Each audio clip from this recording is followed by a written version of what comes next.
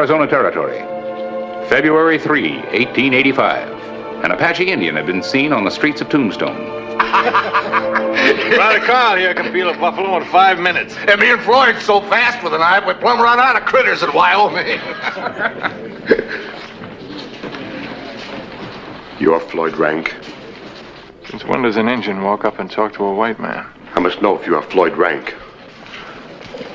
I must know, so I kill the right man. An actual account from the pages of my newspaper, the Tombstone Epitaph. This is the way it happened, in the town too tough to die.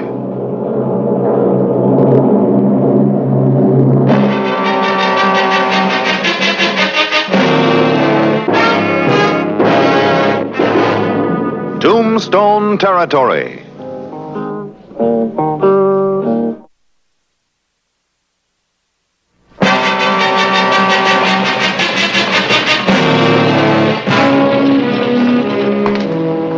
What you biting off, Injun? You are the man who killed my father on the streets of Tucson? Maybe I killed an Injun. Maybe you got in my way when I was crossing the street. My father was an old man, crippled by many wars. He could no longer move fast to get out of the white man's way. Well, he ain't moving fast now, Injun.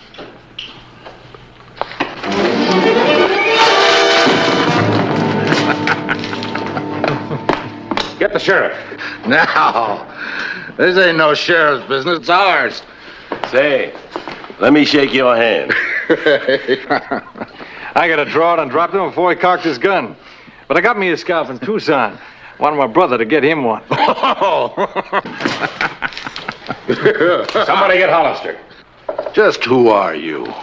Editor of the Epitaph. Well, what's an epitaph?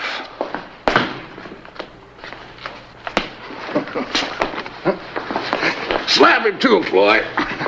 Somebody give me a rope.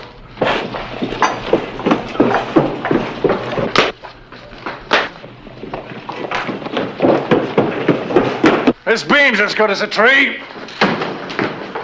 All right, that's far enough.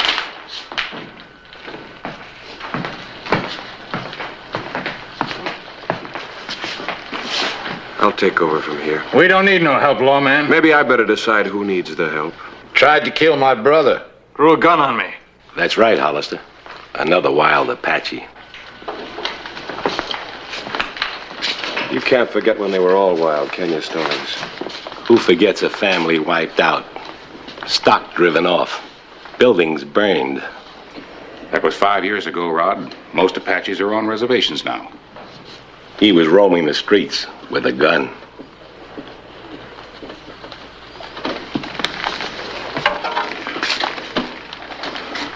What's your name? Tieca. Pinolino Apache. San Carlos Reservation. How come you know so much about this killer? Tieca's tribe was one of the first to go onto the reservation voluntarily to learn our ways. His people are respected. They can be trusted. He did draw a gun, Clay. Well, maybe he had a reason. He's our Injun.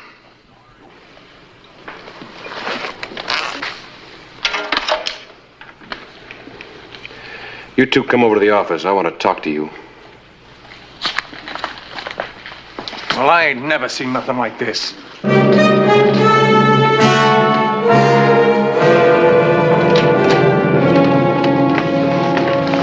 Around and back.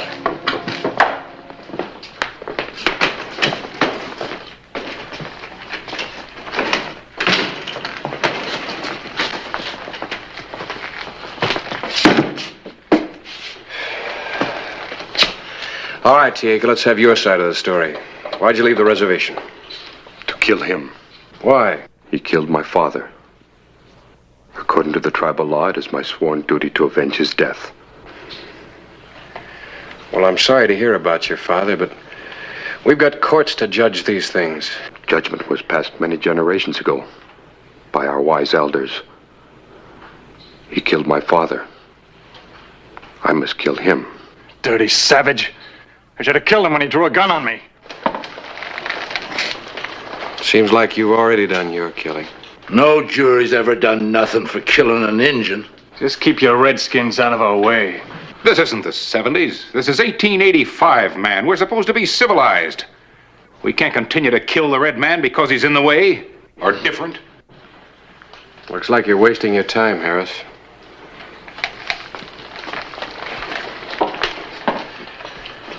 Tieke, I want you to give me a promise. Promise. I want you to promise me that you'll go back to the reservation and wait there till you get word from me. You're turning him loose? At least I'll know where to find him. I want to know where to find you, too. Don't leave town. Forgetting he drew the gun? No, I'm not forgetting it. Know that a man was killed in Tucson. Man.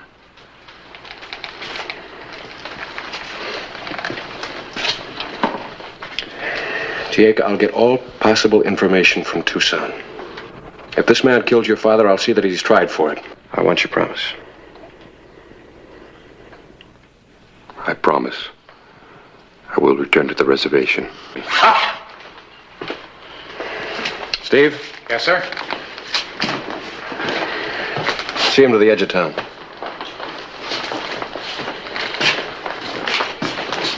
Well, of all the... You just wait right here with me.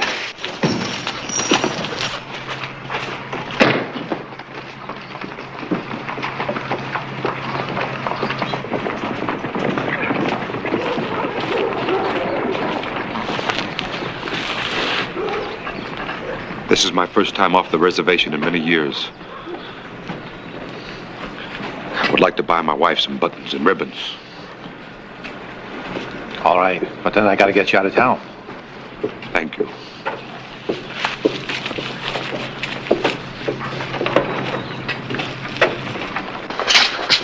All right, who are you? I'm Carl Rank. This is my brother Floyd. You can't hold us. Long enough for you to cool down. Give me your guns. Our guns? That's right. From Wyoming, aren't you? Now, where'd you hear that? Men dress different places. And we don't have any winters down here. Nor many buffalo skinners. You guess good. No guess. You buff peelers have a certain air about you.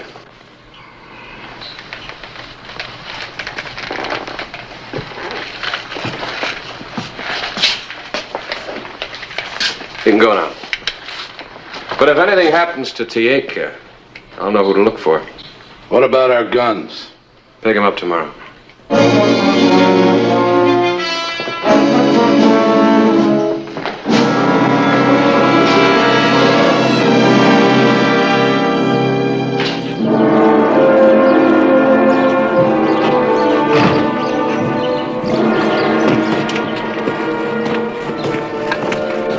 The afternoon of February 3rd. One of Hollister's deputies escorted Tieke to the edge of the business district on Allen Street, instructed him to return to the San Carlos reservation. It was a fatal bit of timing.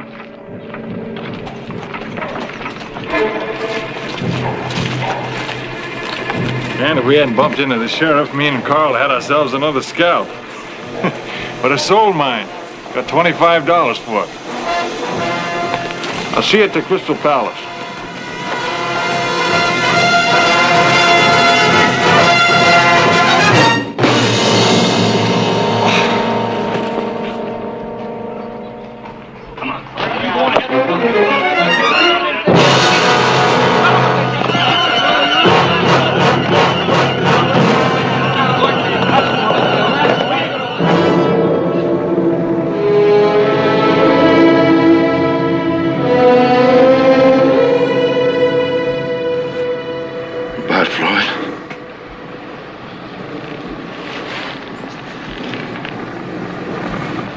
I'm riding after him. I'll bring him back. He was headed out of town. Yeah. I pulled him out of a snowbank, but froze dead. He saved my life swimming a herd across the Platte. Been through buffalo stampedes and spooked longhorns. Lived to be killed by an Injun. I'll get him. I'll get him if I have to dog him for the rest of my life. I'll handle it, Carl. You handled it. It's Hollister's job. You talk about Injuns being different. Well, we're different, too. We could feel you staring at us because we ain't ragged out proper. Well, go ahead and stare. Stare at a dead buffalo hunter. then come stare at a dead engine. Because I'm gonna get him. I'll get him, and I'll kill any man that tries to stop me.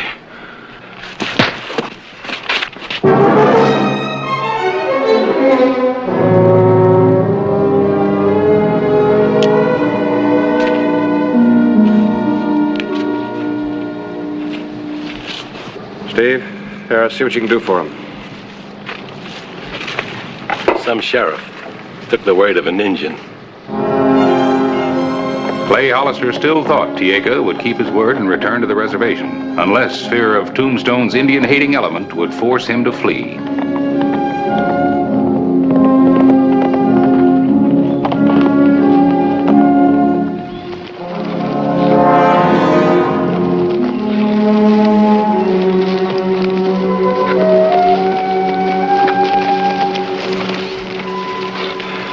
I thought I'd find you here.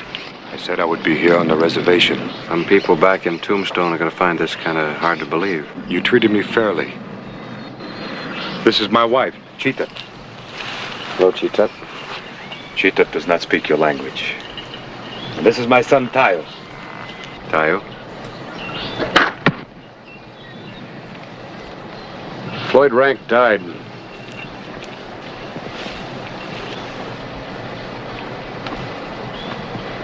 He was boasting about killing my father. The need for revenge was strong. I still have to take you back for trial. I am ready. I have justly avenged the death of my father. Your courts will set me free. That's asking an awful lot. Does your wife know why I'm taking you in? I've told her you would come for me. The boy? He is proud of his father.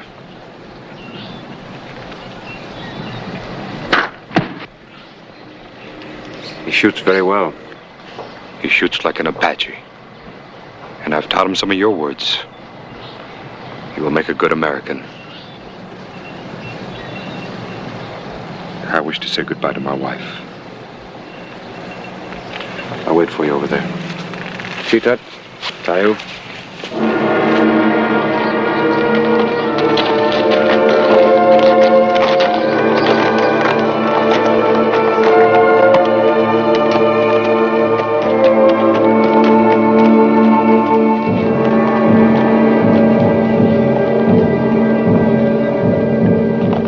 February 4, 1885. A draw in the rugged foothills 5 miles from Tombstone. Rest the horses.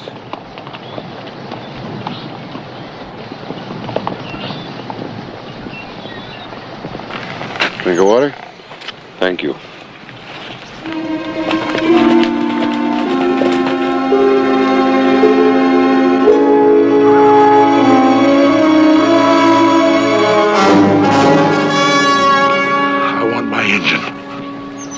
I'm taking him back for trial. I ain't trusting or waiting for no trial. Gonna see him dance from that tree for Floyd. Take cover.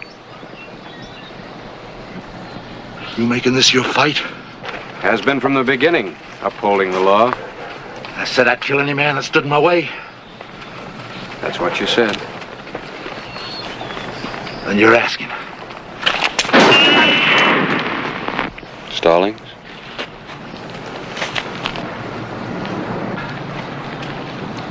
You're making a mistake protecting that killer. Then it's a mistake to be a lawman. Tieka. Tieka. Yeah, you made a big mistake. He wasn't running from the law. He was running from your rope. If you don't get him, Hollister, I'm gonna get you. Maybe.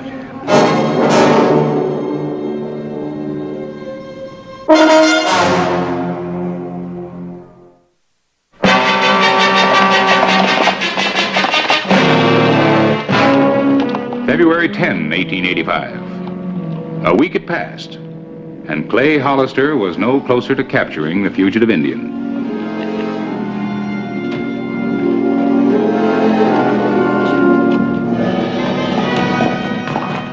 The sheriff and his deputies weren't the only searchers. Killing Tieka was an obsession with Carl Rank, now a grotesque hero in the eyes of ranchers who remembered Apache raids. He wore his sling like a badge of courage, and an indictment against the sheriff who trusts Indians. Hey. No leads?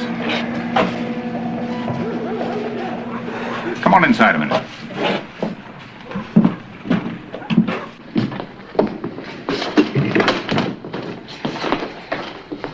I'm writing an editorial about all this, calling for respect for the rights of Indians. Even after our example with Tieka backfired? Well, it's not his fault it backfired. No, you're ahead of your times, Harris. I hope not. Clay? A miner just stumbled into town. Tieka attacked him out at his camp and took his supplies. Where? In the Dragoons, headed up Spear Canyon. That might be your lead, Clay. At least it's a fresh one. Where's the miner now? I told him to go to the hospital, but he claimed all he needed was a visit to the Crystal Palace.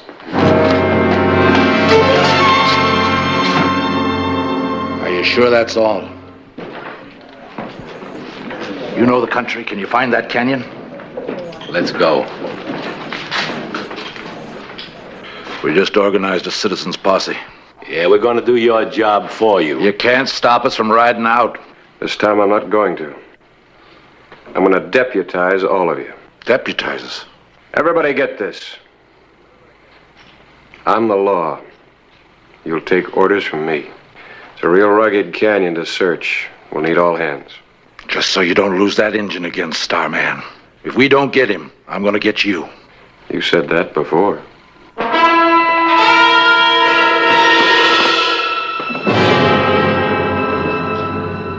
You don't stand a chance against Hollister. A hideout gun? Just in case he tries to stop me from getting my engine.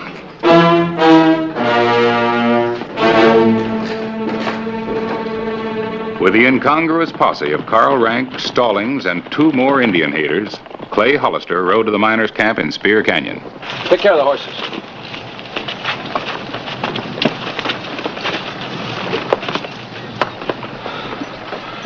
You don't think he's still there, do you?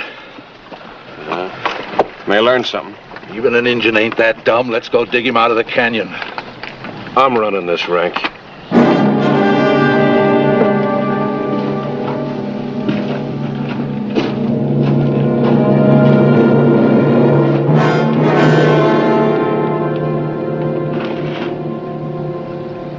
Hollister! You ran up the canyon all right. Dropping things. That's not very neat of him.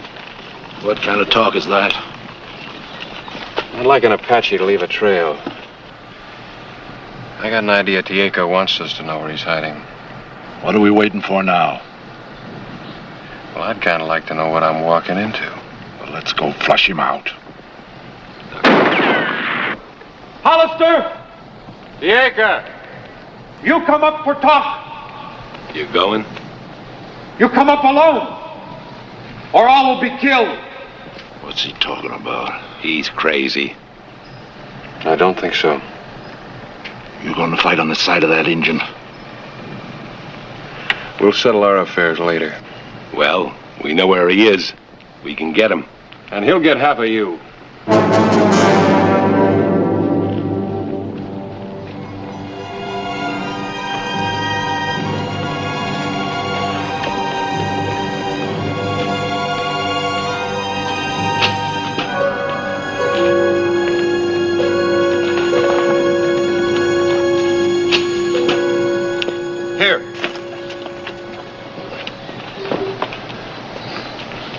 Bargain. I figured you had. But I've got to take you in for trial. No. I have looked into the eyes of the men who would have me killed. I now know the trial I would get in your court. I can't argue with you. I think you will be hanged. You killed a man. Then hear me out. I took dynamite from the old miner. It is in the entrance of the mine where the men are hidden. Let's see what's going on up there. You better stay where we're at. I light this fuse. They will all die. How do I know there's dynamite there? I've spoken the truth before. I waited for you at the reservation. Desperate men have been known to break their words. Could be a trick. No. Your bargain? I will trade the lives of those 4 men for the one I killed. Then you will let me return to the reservation again.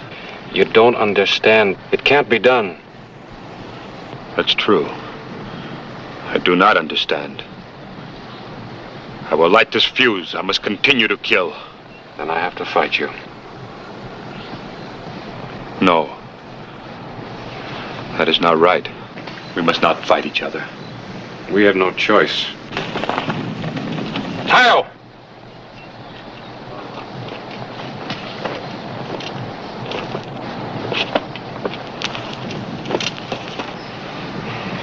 Remove your gun belt. Give this up, Tieka. If you continue this revenge fighting, someday he'll be killed too. Your son's blood will be on your hands. We will fight like Apache. The only thing you have left will be gone.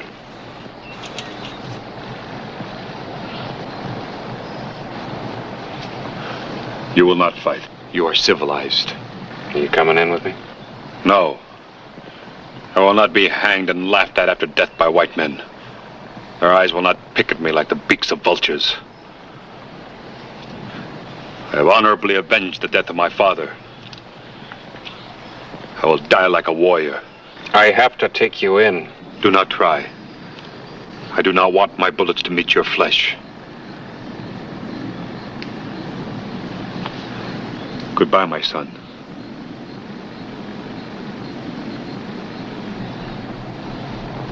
I will die either way.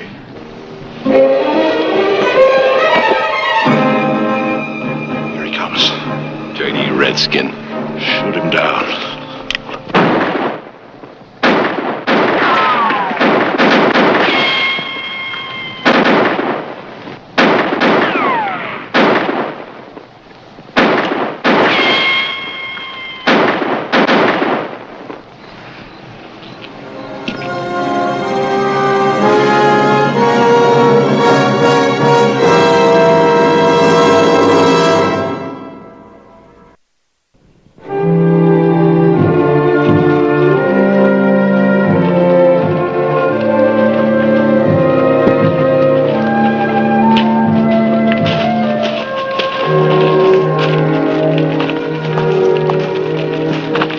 Let him go again.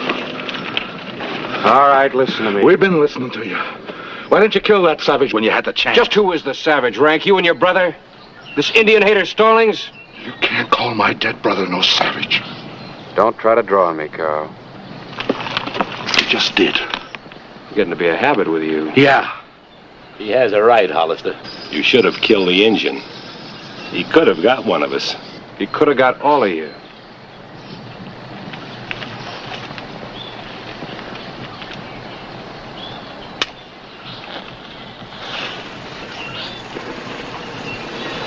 Tieka had dynamite hidden in that cave. That was his bargain. He'd spare your lives if I'd let him go, but I couldn't do it. So he let you kill him. It's the end of Vendetta. Dynamite, and you took his word for it? The sheriff takes the word of an Injun. You're just digging your grave deeper. You're all through, Hollister. Maybe I am.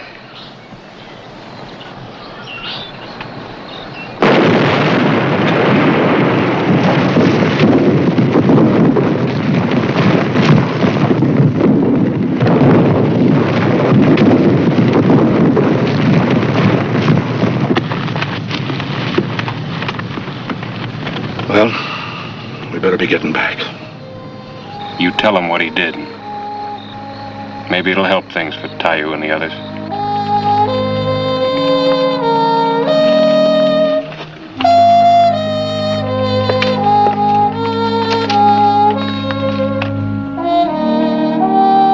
That's the way it happened. In the town too tough to die.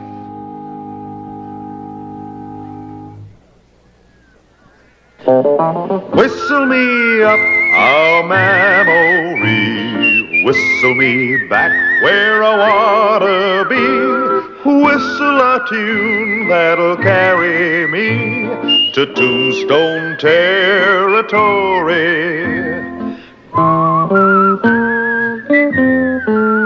If your past has run afoul of the law, it's a hand handy place to be. 'Cause your future's just as good as your draw in Tombstone territory. Whistle me up a memory, whistle me back where I wanna be. Whistle a tune that'll carry me to Tombstone territory.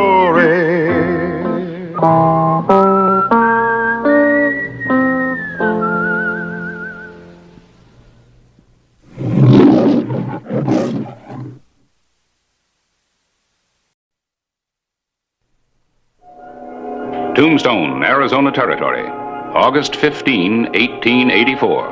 It's mighty hospitable of us to welcome Senor Martin. Yeah, the rich man from Mexico. He deserves the best. We'll give him a real old-fashioned Tombstone welcome. Gila Gulch, 5 miles south of Tombstone.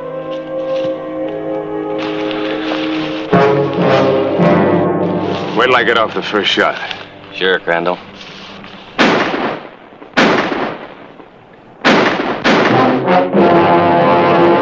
An actual account from the pages of my newspaper, the Tombstone Epitaph. This is the way it happened, in the town too tough to die.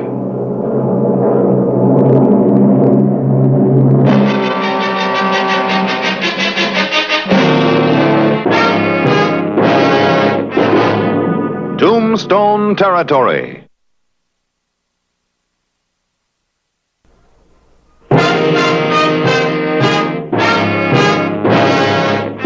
Luis Martin, wealthy rancher, and his foreman, murdered.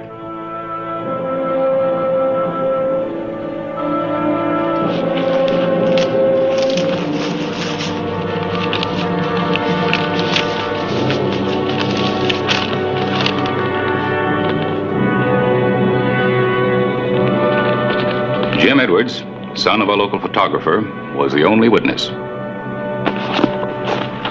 Thought you said he was carrying $20,000. Yeah. This is from the sheriff to Martin here. Seems they're friends. Hollister had Martin send the money by stage for safekeeping. To do one tomorrow. Hollister's putting it in the safe at the Exchange Hotel. Guess I'd better check in there tomorrow morning.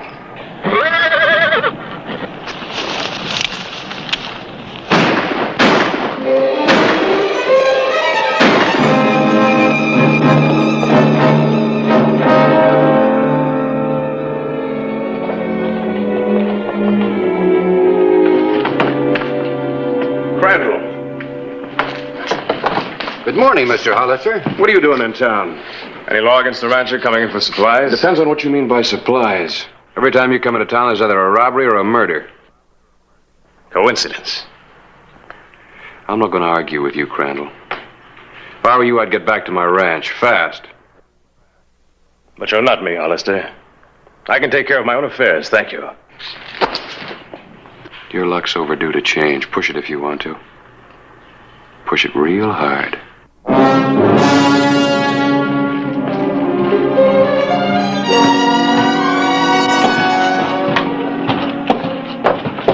Hello, Jimmy. How's the photography business? Oh, it's all right. It's a little slow. Yeah, all the town's growing. You and your dad'll make it. Mr. Hollister. A couple of men killed in an ambush down at Gila Gulch. Kelly Parker just rode into. Did Kelly know him? No. All right, we'll ride out in the buggy. Get a couple of blankets.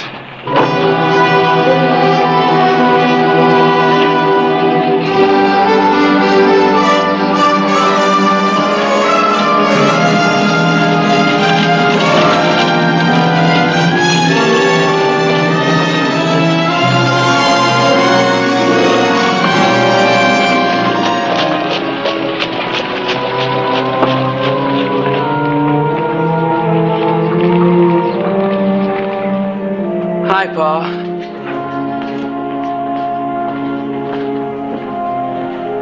What's the matter with you this morning, Jim? Nothing's wrong, Pa. Well, you sure act mighty strange. Where'd you go yesterday afternoon?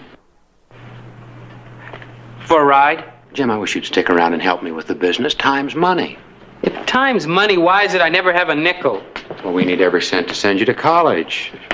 Just think, next summer when that new territorial university opens, you're going to be a member of the very first class. Pa, I wish you'd stop harping about college. Me, I'd just like a little money for a change.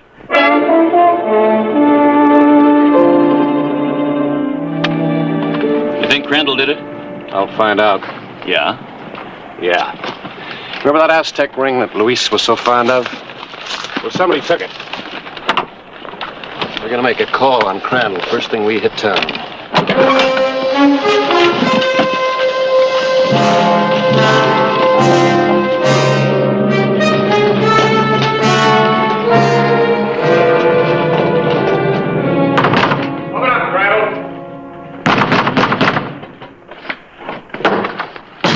Matters of a range. Get his gun, Charlie. What is this?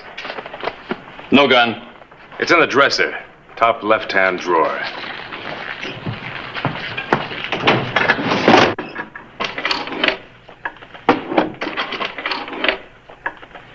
It's a good-looking watch and chain.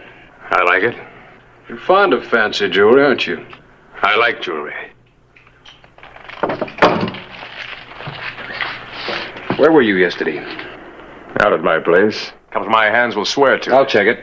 By all means. Now suppose you get out. Glad to. As soon as I'm through with you. Charlie, check the room. You got a search warrant? Sure. Right here. I'll add that to a mental file I'm keeping on you. You know a friend of mine by the name of Luis Martin? I've heard of him. Watch those shirts, will you? I paid good money to get them ironed. Well, yesterday Martin and his foreman were killed. Why tell me? Nothing, Clay. Check the bedding. Every time there's trouble, you try to hang it on me. I'm fed up. Anytime you want a showdown. I can't afford the pleasure.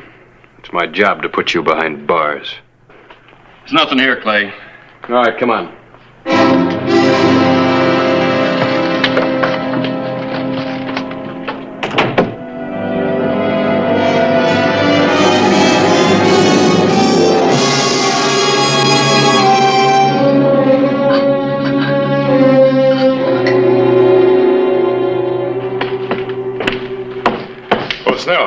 Yeah? Would you put this century note in the safe for me? Well, yeah, certainly, Mr. Crandall. If I need that in a hurry, can you open that safe anytime? Anytime. Sign that for me.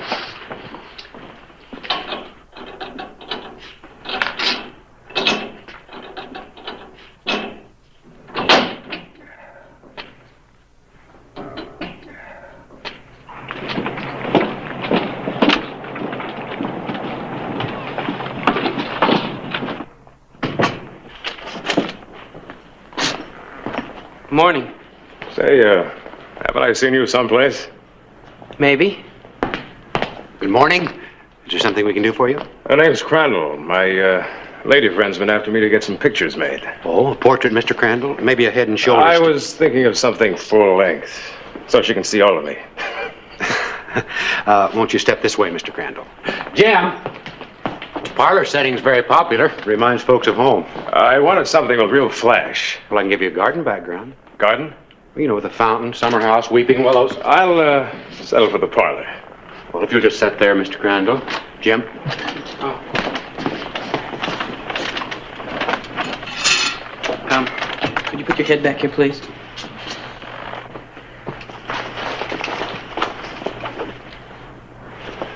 Mr. Crandall, if you'd like to have that gun end lifted a little, would you?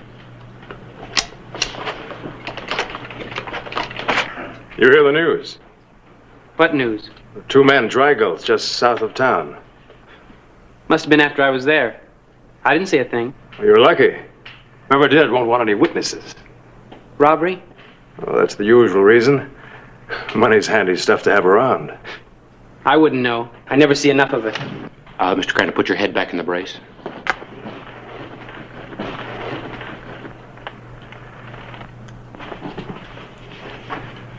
All right, Mr. Crandall, anytime you're ready. All right, smile.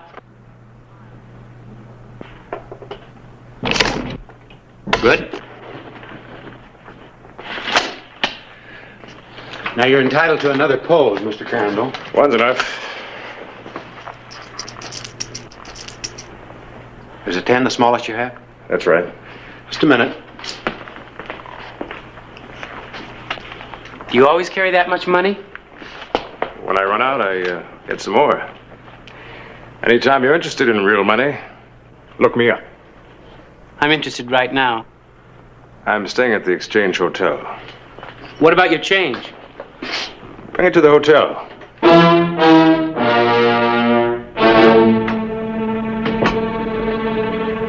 There'll be $1,000 in it for you. $1,000? It takes Pa 6 months to earn that much. Most people plod along because they're afraid to take a chance. Not me. I'm sick of having nothing. This isn't child's play. Either you're in it all the way or not at all. I seen one of your jobs.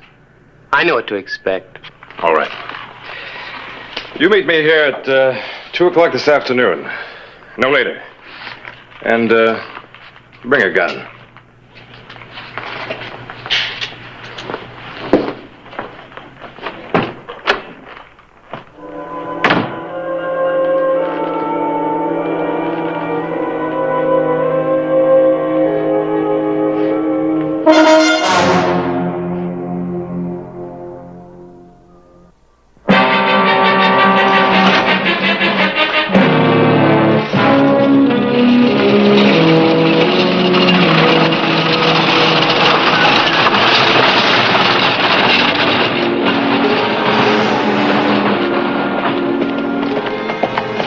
Clay Hollister took Luis Martin's money shipment off the stage as planned. Martin was dead, but there was still a lively interest in the $20,000. Put that in the safe, will you please, Mr. Snell? Yes, of course. What's in it? $20,000. It's an awful lot of money. I'll put it in the bank tomorrow. Just sign it.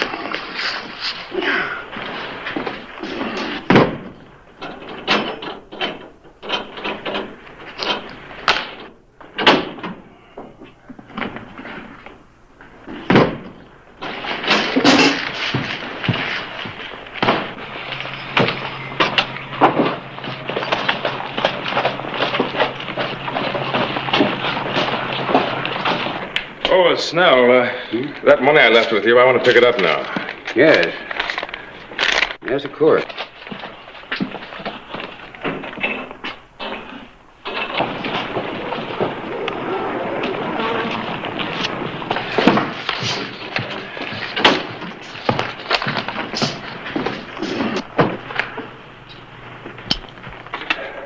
Stay put, this is a holdup.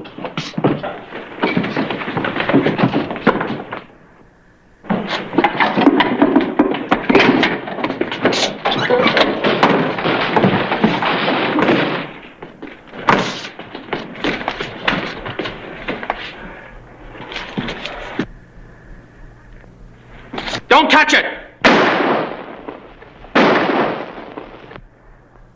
Drop it, I said!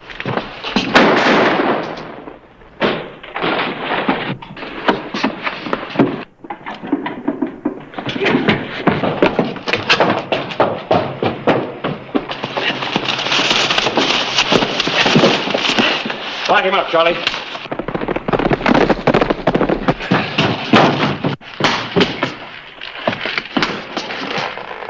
Kid shot him. Tell he's no expert. Had to shoot 2 or 3 times before I could hit anything. Yeah, that's bad. What's your stake in this? Well, I was standing at the desk there, trying to keep from getting gunned down. Who else was in on it? Somebody wearing a mask grabbed a valise and hightailed it out the back way. No more questions? You sent for a doc? Nope. Well, get him! If you want me to testify, I'll be out at my ranch.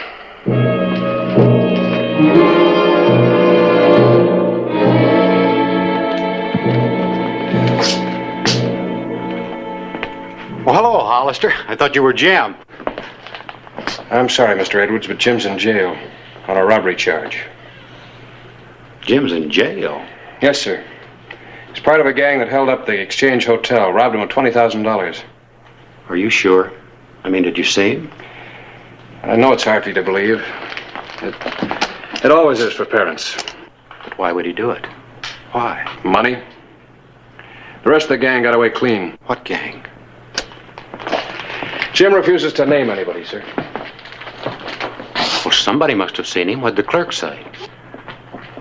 He's in no condition to talk, sir. He was shot. Jim shot Snell? He says so. And if Snell dies, it'll be a murder charge, too. Will you let me talk to him? Well, of course, sir. Tell me, Mr. Edwards, was Jim a good shot? I always wished he'd spend just half as much time with his books as he did with guns. Did you know a man by the name of Crandall? Well, yes, a fellow named Crandall had some photographs made. Did Jim know him? Well, he saw him in here.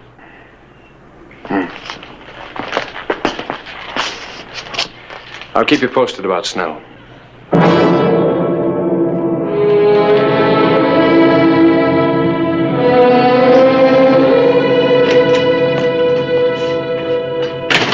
How's Snell? Doc says he's still unconscious.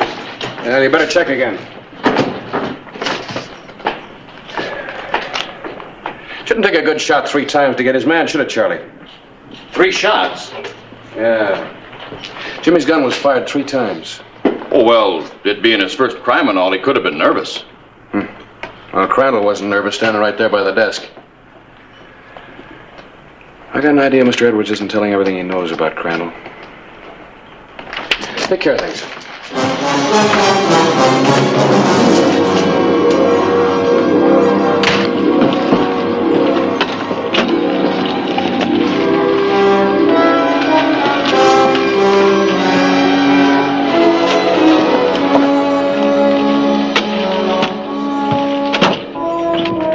Mr. Edwards?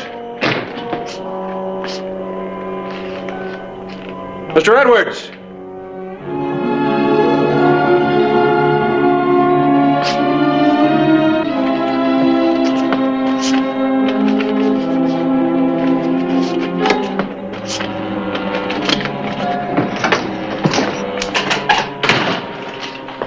Mr. Riggs, I've got to talk to Jim. Now, relax, Mr. Edwards. I've got to talk to my boy. I don't see why not. Thank you. I can't give you any more than 5 minutes. Jim.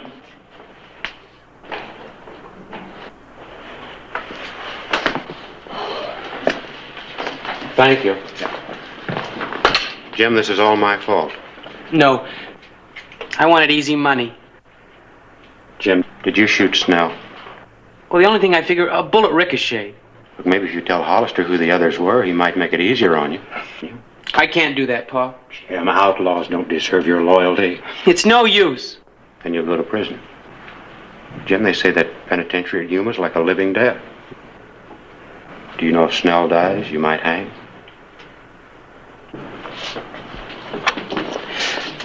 If I could change things back the way they were, Pa, I would. Jim?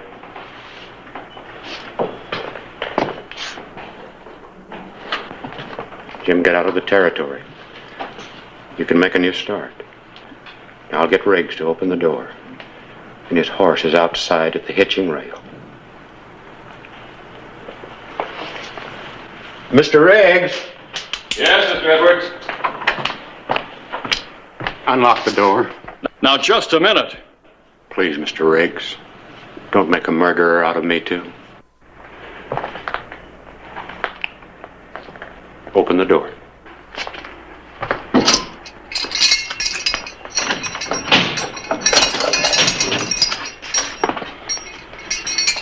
Jim.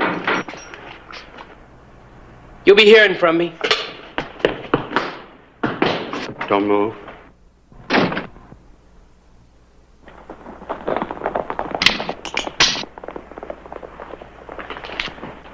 I had to help him. He's my son. Now you're both in this. Get in that cell.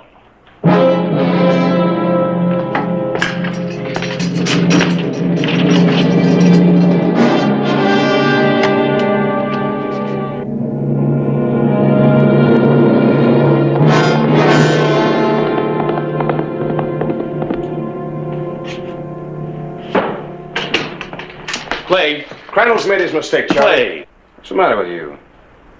Jim Edwards broke jail. How? His old man pulled a gun on me. When? 5 minutes ago. At least I got Edwards locked up. Oh, Doc Cunningham dug this out of Snell. It's a .45 slug. Jimmy was packing a .32. Then he's innocent. That's right. And he's on his way to Crandall for help.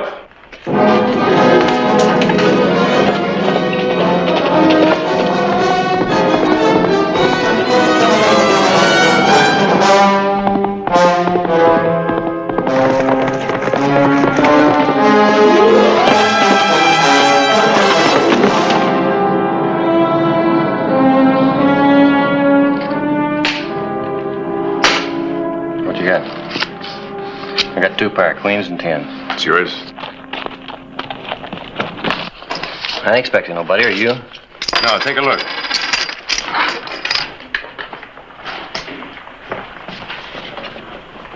It's a kid. How'd he get sprung? Maybe Hollister let him out. Open up. I'll do the talking. Hello, Jam. How'd you get free? Never mind that. They're after me. I need your help. So you beeline it out here and bring us into it. Shut up. You means you're involving all of us. You wanted me in jail. We'd have gotten you out at the right time. I don't believe that. It's Hollister. You gotta help me. You gotta. Take his gun. We can gun him down when he comes in the door. That won't be necessary. I'm even behind him. There's no need for it. Hollister's got nothing on us. We just caught a fugitive for him. Open up. Hello, Hollister. My boys just picked up your jailbreaker for you. He's lying. All 3 of them were in on it. Oh, there's no use, kid.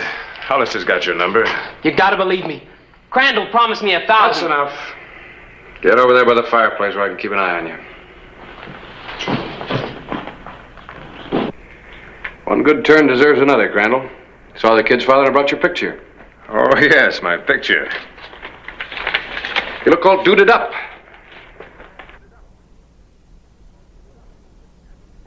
It's an unusual ring. Aztec, isn't it? From Mexico. I don't know. I picked it up in a poker game. You're lying. What? You got it for nothing from my friend Luis Martin after you killed him. And which one of you shot Snell with this?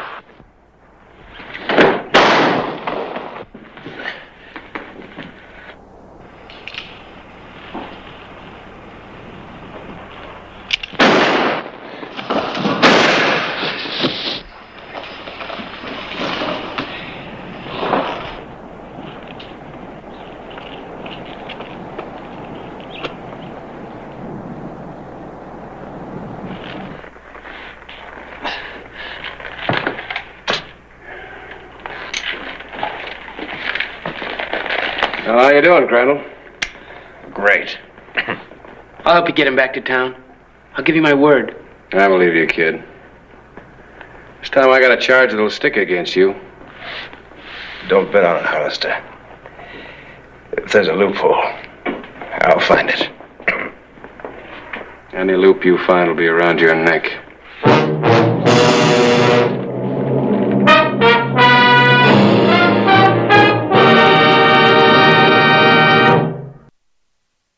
Let him out, Charlie.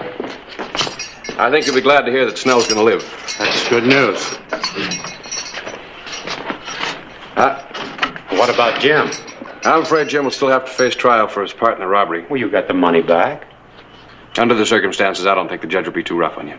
Maybe you can go to the territory of the university after all. Yeah. You got a good start in your education here in Tombstone. That's the way it happened in the town too tough to die.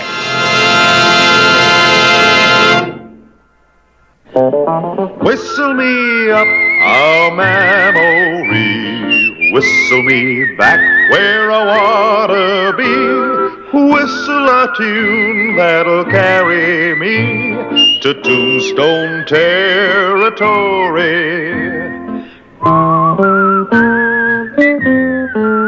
If your past has run afoul of the law, it's a handy place to be, 'cause your future's just as good as your draw in Tombstone territory. Whistle me up a memory, whistle me back where I wanna be, whistle a tune that'll carry me to Tombstone territory.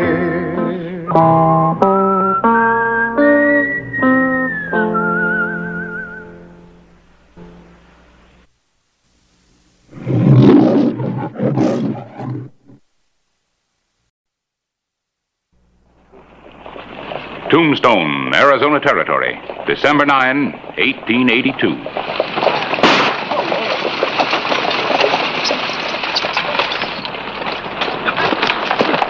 All right, throw him down. What's going on here? Get down, preacher. Put your hands up and turn around. All right, throw down the box. Open it up, Zeb.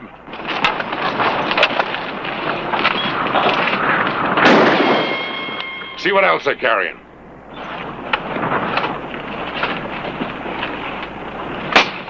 Nothing worth anything, just a case of Bibles. I'll show you how worthwhile a Bible is. You asking to be killed? Hold it. We came after money, not preachers. You and me got a date real soon.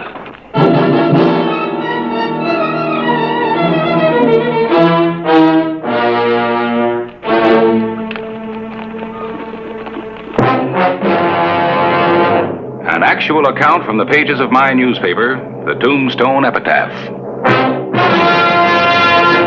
This is the way it happened in the town too tough to die.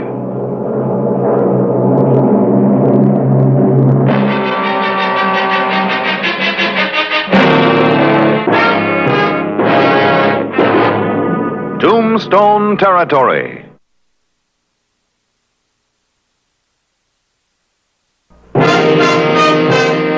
The afternoon of December 9, 1882. The stage holdup was reported to Clay Hollister, sheriff of Tombstone. Come in. Afternoon, Reverend Tuttle. Hello, Clay. It's the load of Bibles you brought in on the stage? Yes, that's right. I understand both you and them almost didn't make it. I wasn't worried. Well, you should have been. According to what that stage driver tells me, that fella you sent spinning came close to killing you. I got angry. Well, Reverend Tuttle, you haven't been in Tombstone very long, so you got a lot to learn. When there's a 6-gun leveled at you, that's not the time to get angry. People like you. They'd rather see you in church than up on Boot Hill. Amen to that. Tell me, do you recognize any of the men that held up the stage? Well, they wore masks. Well, supposing you'd run into them again, would you know them? I might, Clay. Come in, Mr. Claiborne. Hello, Reverend. Clay? Yes? Talk to the stagecoach boys. We lost an awful lot of money. Yeah, too much. I shouldn't send through a whole month's shipment at one time. I thought you'd like to know. Big Jim Sten's in town. Do you know Jim Sten? Sten? He hasn't been to church, has he? He wouldn't be caught dead in church. Runs a gambling casino up in Contention. Runs the rest of the town, too. Would you like to meet him? For what reason? From what the driver says, it may have been Sten and his boys that robbed the stage.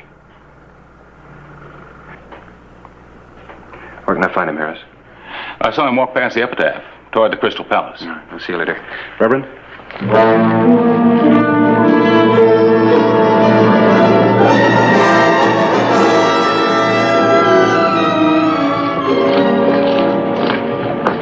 I guess that animal doesn't know he's breaking the law.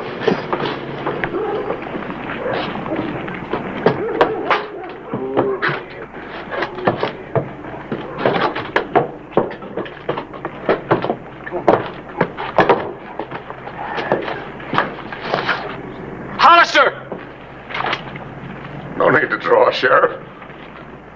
Just keep your hand away from your gun, Jim. Well, my horse. Glad it was you and not some horse thief. We have a city ordinance against horses on the sidewalk. Haven't heard about that in contention. You recognize this man?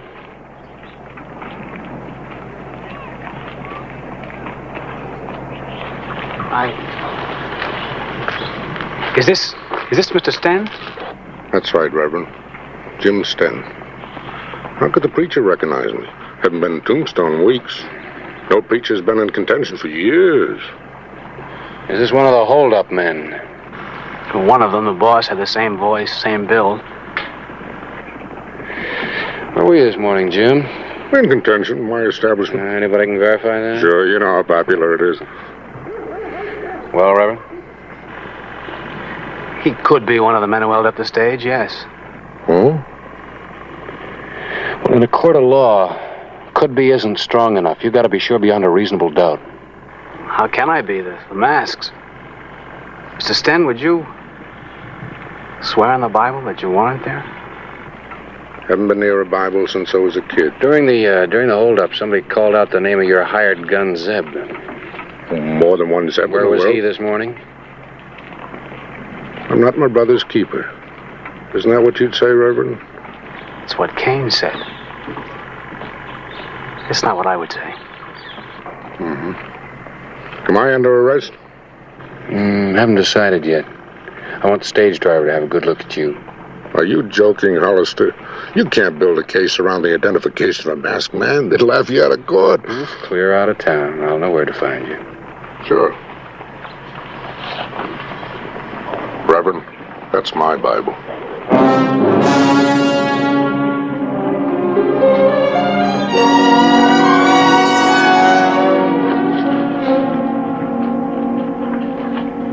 Sheriff, how far is this town of contention? A couple hours ride.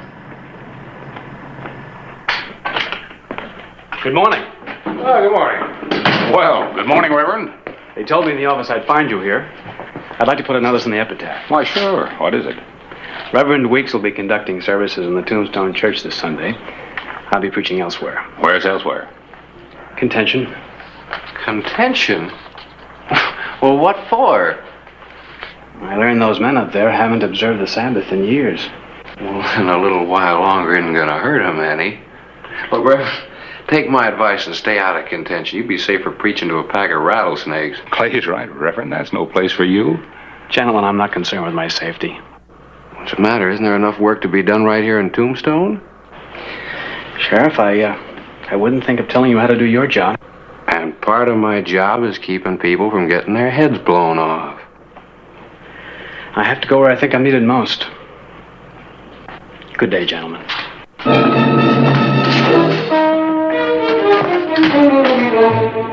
Sunday morning, December 13, 1882. Reverend Malcolm Tuttle was the first preacher to enter contention, Arizona Territory.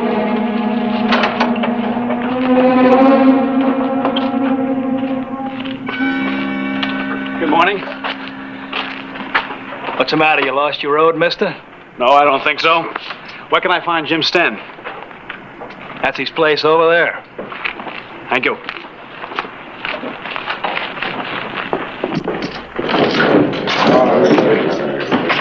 Gentlemen,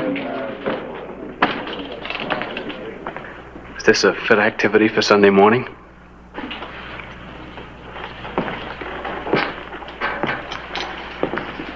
Gambling is bad enough, but I'd like to crack your heads together for doing it on the Sabbath. Preacher, do you want to die? I'll know more than you do. But I'm going to teach what I believe in. There's something better in this world than 4 aces. There sure is. And I'm not talking about a straight flush. If you show some respect to religion, have some for yourself. Where are you going? When he gets through, I'll be back. Same here.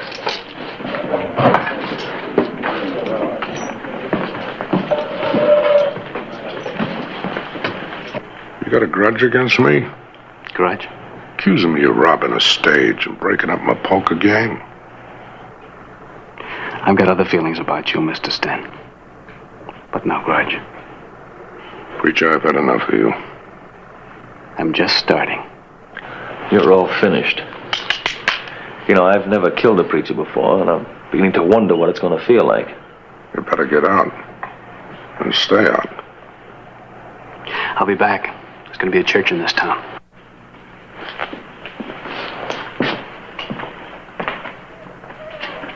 Service is next week on Sunday, 11 o'clock. Let me kill him. What for? Because I'd sleep better at night if he were dead. I wouldn't. Why? A lot of people could get mad if you killed a reverend.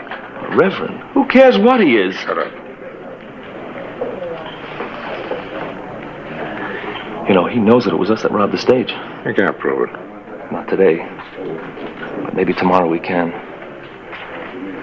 We made a lot of loot off that stage. I want to live to spend it. And that church business, Jim, you let a preacher in town, and pretty soon you got the law and order boys, and they're digging. And you and me can end up in Yuma prison. You worry too much. Even hang. Look, let me gun him real quick. The others will stay out of town. You do any killing without my orders, you'll answer to me. If that preacher gets in my way, I'll take care of him.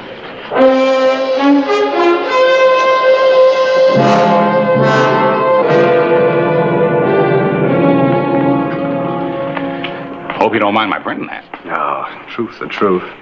Did Tuttle tell you what went on up in contention? No, I got an idea he's been ducking me. Well, from all I hear, he must have done some powerful talking. And Big Jim Sten still hasn't got his poker operation back to normal. In other words, if he should run from there, he just might not win. The word's around that if he goes back, Sten and his gun Zeb will kill him. Oh, well, he's not going back, is he?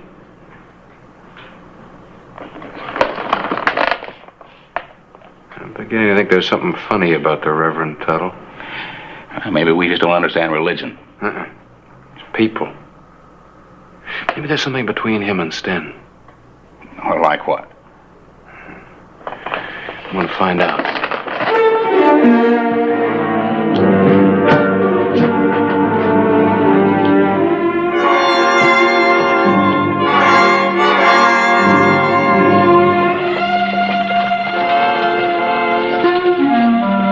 Clay Hollister rode to contention. It appeared Reverend Tuttle had some special reason for risking his life. It was the sheriff's job to protect lives, and that included preachers.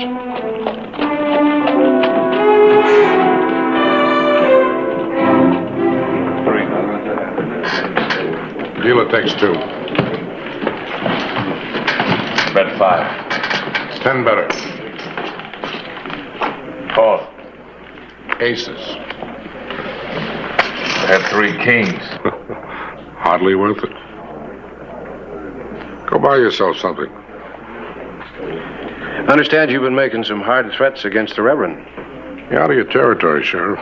5-count The stuff. whole county's my territory, and the Reverend's getting to be a pretty good friend.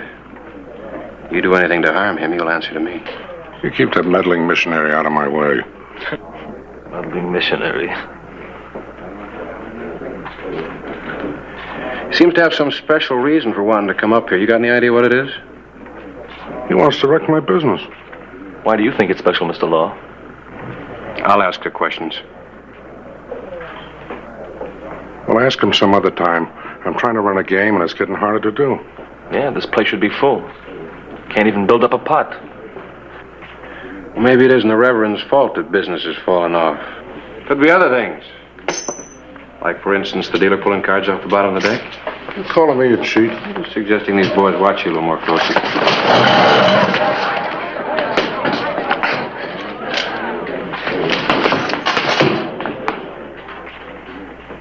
Zeb, put it away. I sure don't like being drawn on. And keep out of contention. I'll go where I want to, when I want to. When I'm ready, I'll come back here.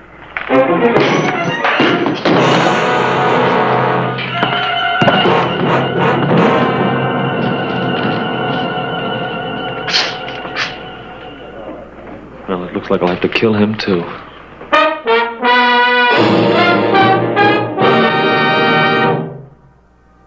December 20, 1882. Sunday morning in Tombstone, Arizona Territory. Morning, Reverend. Who? Morning, Clay. You wouldn't by any chance be headed for contention, would you? You've got no right to stop me, Sheriff. Look, I don't want to stop you. I just want you to wait for a couple of weeks. You're risking your life going up there now. I promised services for this morning. If I don't show up, how are the people going to respect the contention church? What contention church? I'm making one. I put this together myself last night while writing the sermon. Well, I'm impressed, but I ought to lock you up for your own good. Think that'll help law and order? Sheriff and the preacher feuding? All right. If I can't stop you, I'll ride along with you. Be a pleasure to have a church go with me, Sheriff. If I'm going to church, I gotta be prepared.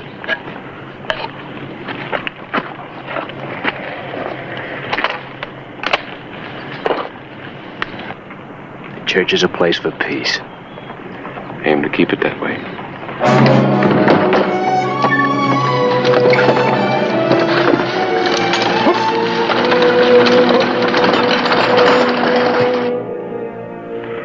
It's been a long night. 2 pair. Aces high. Beats me. I'm broke. Yeah, I won a couple of times. Small pots, though. Look, Sunday morning, the place should be packed full. Jim, do you think the preacher's going to really show up here like he said he would? You sound like you're hoping. I am. Ooh, I wish he'd walk in that door right now. Zeb, take this in the back room. Empty it in the safe and fix up the account books. I never do that till the afternoon. Do it now.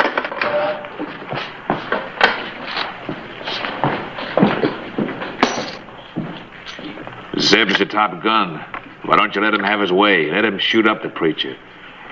Play cards. You getting old, Jim? Killing beginning to bother you? I'll show you. Then it's not just killing. It's preacher killing. Jim Stem's getting religion. Yeah, that's right. I'm getting religion.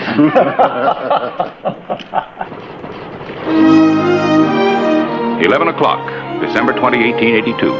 A day contention would long remember.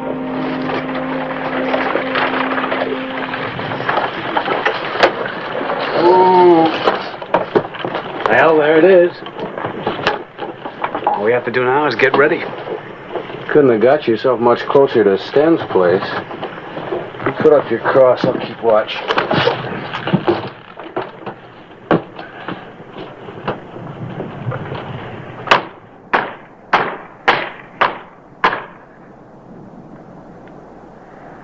Well, we've got a church.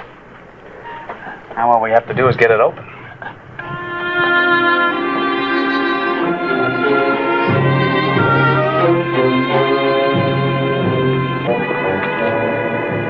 Let's take a look, fellas.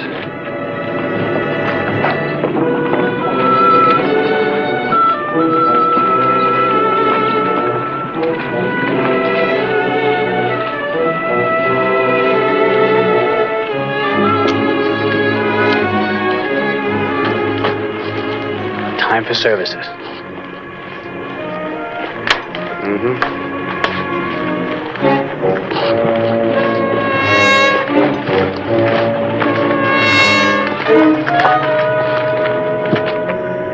Come in. Come in, please.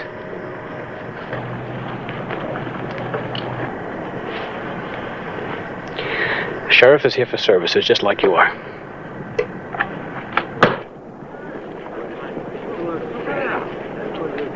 Yeah, only I'm used to people not wearing their hats in church.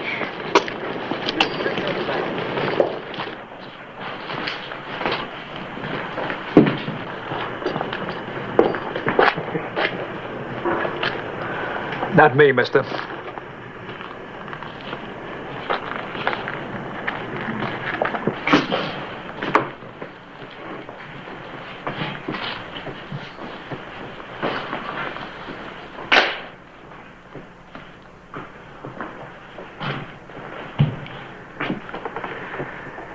In one way, my visit here has been a failure.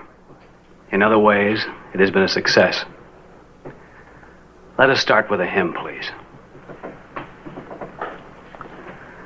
Rock of ages, cleft for me, let me hide myself in thee. Queens. Aces. Did you get it done? Not much to it this week. Sit down. Jim, it's the preacher. I'll take care of him. When? When I'm ready.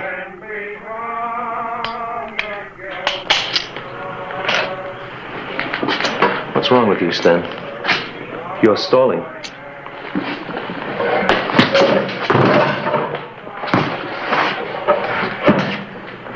Forget about the preacher.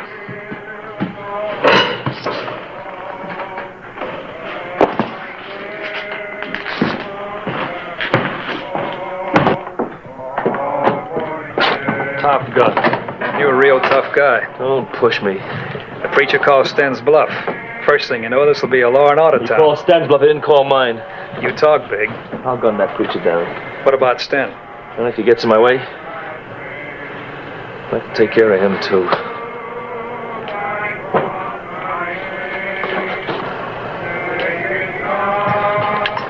The sheriff's down there with the preacher.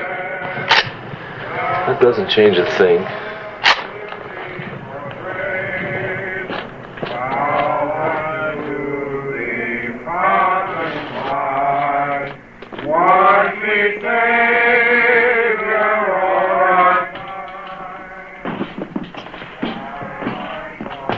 Where's Zeb?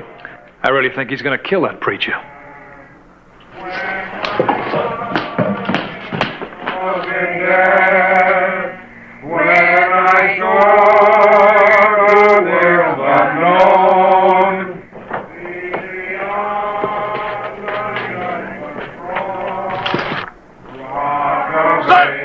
Stop!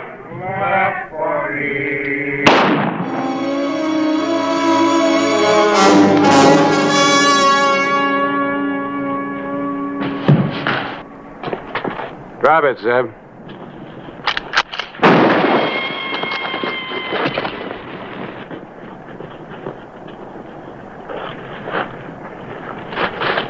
You, keep an eye on him.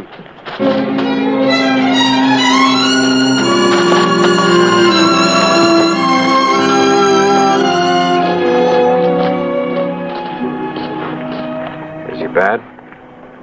He hasn't got long. How did it happen, Clay? It looks like Zeb was trying to gun you down.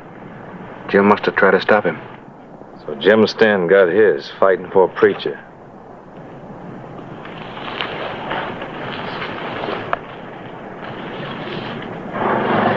He was a big winner, up until now.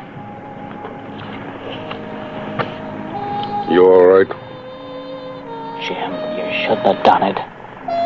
Don't lose any sleep about it. I'm glad it's this way. Money I stole it in a saloon. You knew him before, didn't you? Yes. How?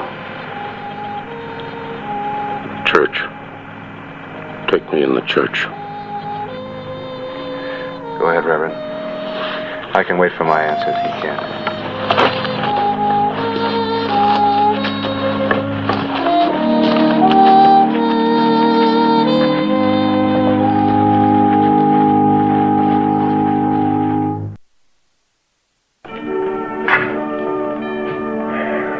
I guess I came too late to help him. A lot of others that you can help, Reverend.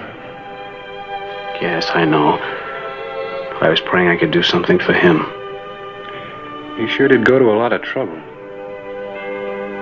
He's my brother. Your brother? I heard he was out this way. I didn't know he was using the name Sten until I saw him. Well, why didn't you tell me? I wanted to help him first. Perhaps change him.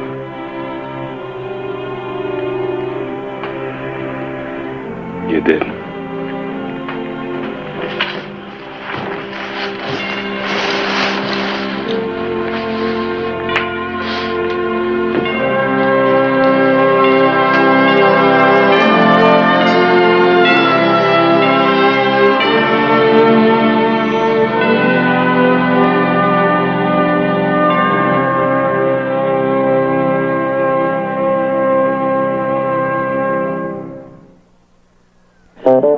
Whistle me up a memory, whistle me back where I wanna be, whistle a tune that'll carry me to Tombstone territory.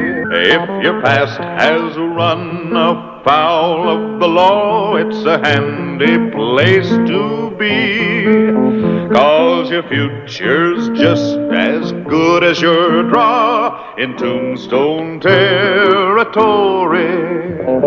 Whistle me up a memory, whistle me back where I wanna be, whistle a tune that'll carry me to Tombstone territory.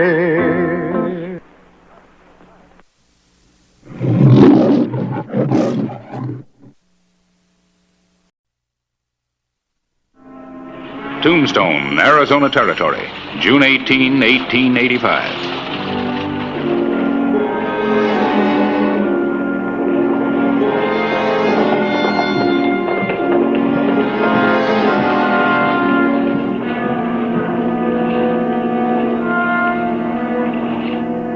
That's Holt Sergeant, all right. I wonder where the rest of his gang is. Looks like he's going to Bisbee to join him. There's a lot of people out there, Clay. Somebody's liable to get hurt. Whaley boards the stage, ready to go. By that time, the crowd should have broken up.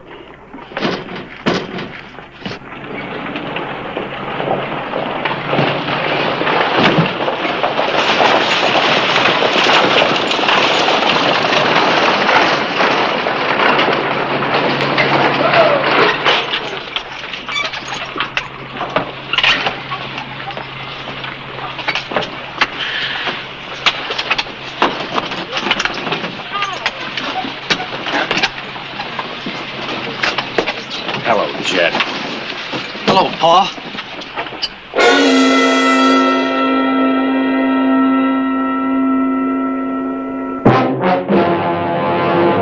An actual account from the pages of my newspaper, the Tombstone Epitaph. This is the way it happened, in the town too tough to die.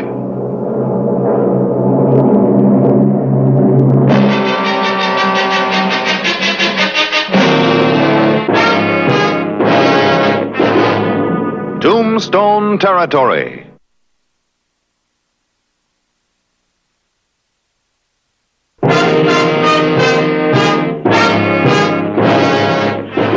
Holt Sergeant and the new arrival left Tombstone in a hurry.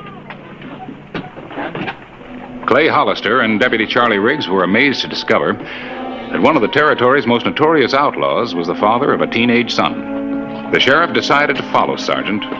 This was the first chance to find his hideout, perhaps his gang. The trail led them through the fastness of the Mule Mountains to a cabin hidden by oak trees.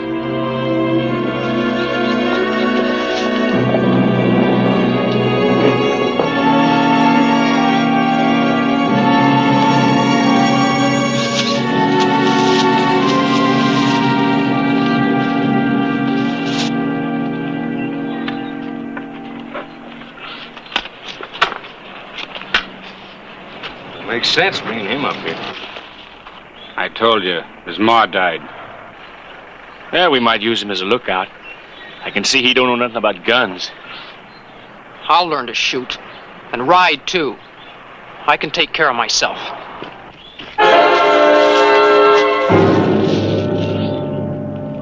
Inside. We get company. Come on.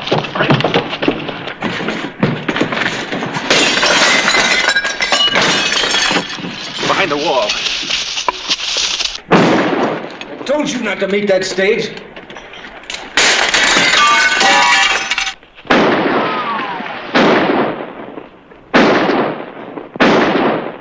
Come on out, Sergeant! On here! Don't get that boy hurt! Give me your gun, Paul. Get down on the floor.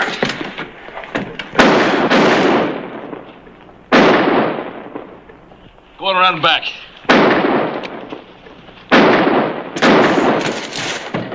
I'm gonna make a run for it. It's our only chance. It's safer inside. That's for me. Come on.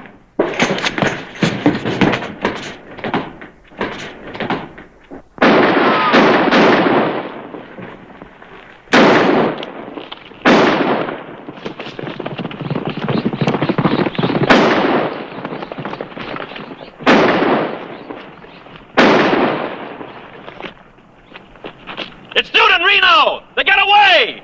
Sergeant! Send that boy out! You don't want to get him hurt, do you? Go ahead. Outside. I want to stay with you, Paul.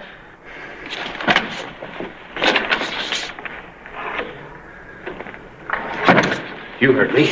Outside.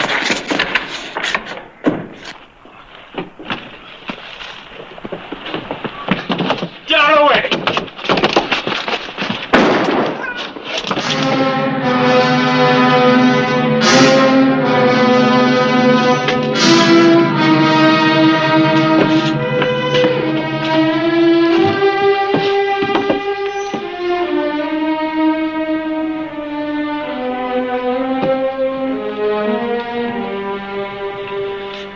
You killed my Paul. I had to. He never did nothing to you, and you shot him down. He was a wanted man. He was a good man. He was my Paul. Easy, boy. I'm gonna kill you someday, just like you killed him.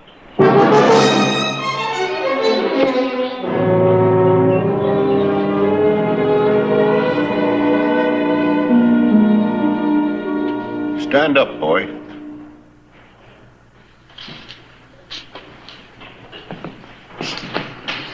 Why'd you come to Tombstone, Chet?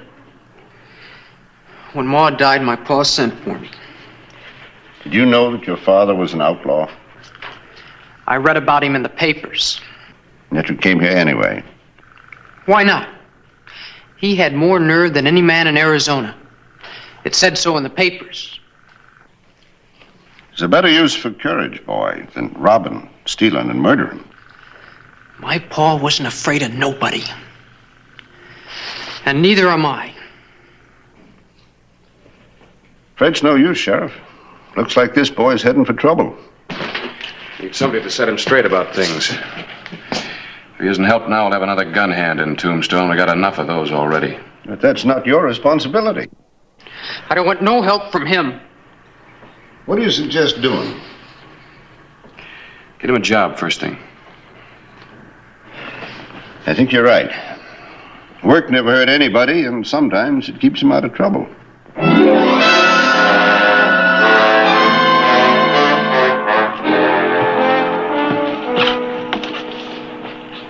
I'm sorry, Hollister, but there's no use discussing it. I sure wish you could see your way clear, Mr. Hart. I can't take a chance. We keep a lot of money around.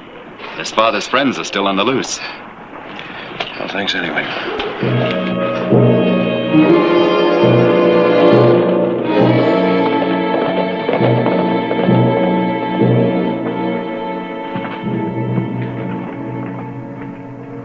Those the only things you're interested in, Jet? I'm gonna have a gun. Did you ever shoot one? I'll learn. Only thing is, it's my business to be particular who carries a gun in this town. Come on.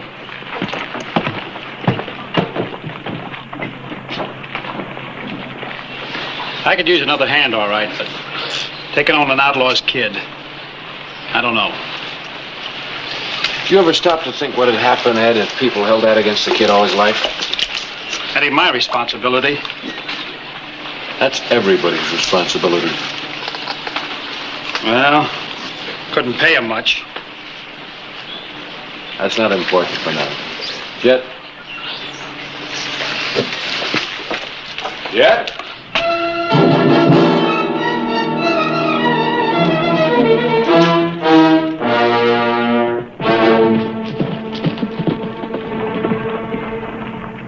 Mr. Hart, how much is that gun with the white grips? Well, now, that's a mighty nice belt pistol. About $50. But I'm not selling you a gun, boy.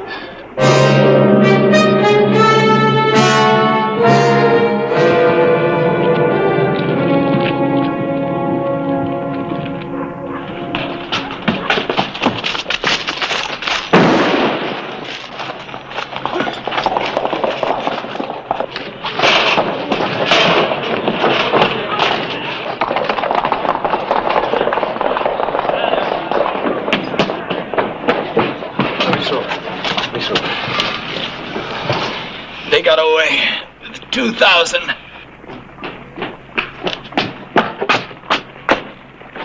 Could you identify him, Mr. Hart? Jim Reno, Dude Kappa. They've been here before. I took the Bisbee Road, Sheriff. Where'd you disappear to? Go on, get back to the livery stable. I got your job.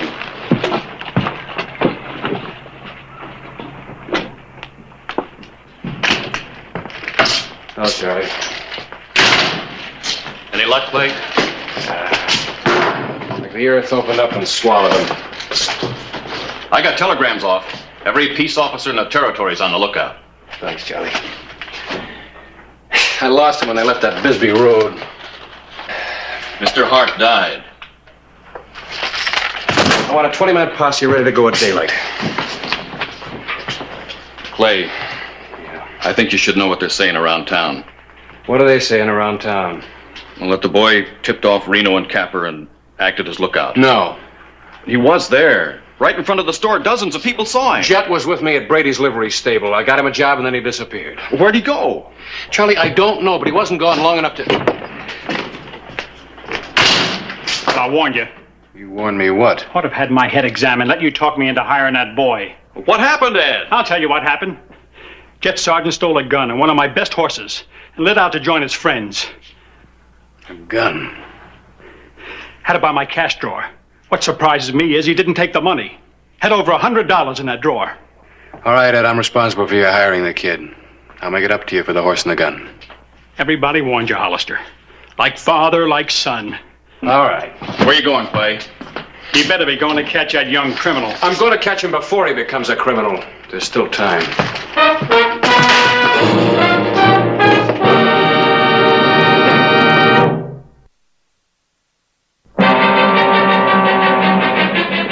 June 20, 1885. Jet Sergeant rode fast and hard to Canelo Canyon. Clay Hollister followed his trail with ease.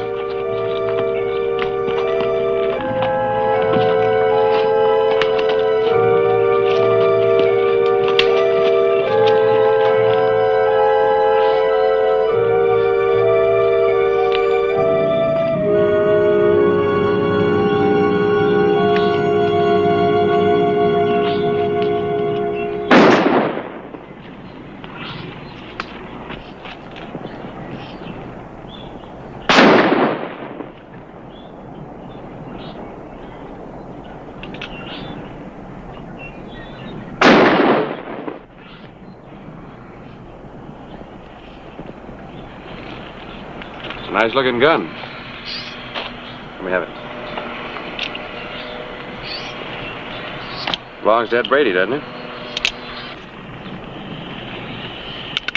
After you cock a single action piece, always put your thumb in front of the hammer and change hands. Now you press it firmly into your right hand. That's important because your grip determines your steadiness.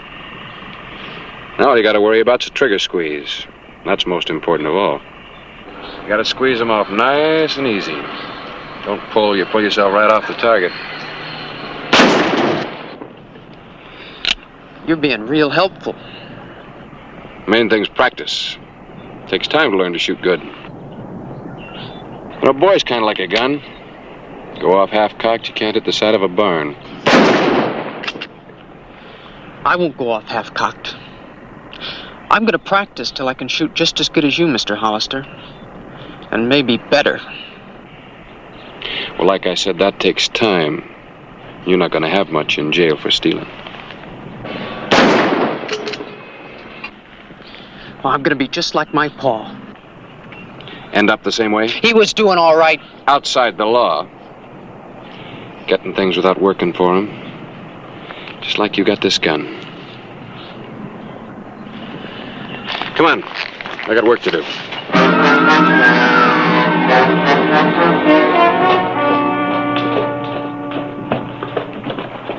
We found the horses, Clay, but Reno and Capper gave us a slip up in Skeleton Canyon. Put him in the livery stable. Where's Charlie? He's still out with the boys. Good. I got some business to take care of before I can ride out.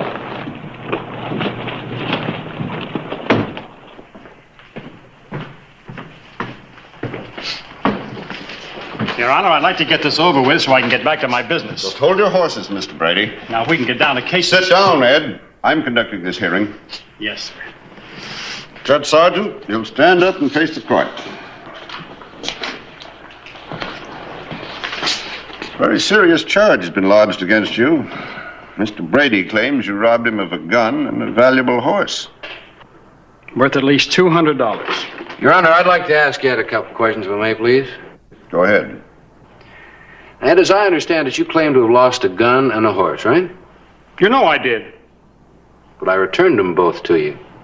Got nothing to do with it. Your Honor, can anything be lost if it's been returned? What kind of talk is that? Well, I'd like to think that the boy just borrowed your horse and gun to practice with. You know better than that. You really feel that? The other day you said this wasn't my responsibility. Now it is. What do you mean? Well, I got him the job, and that puts it up to me. Judge Sargent, do you know what this man has done for you?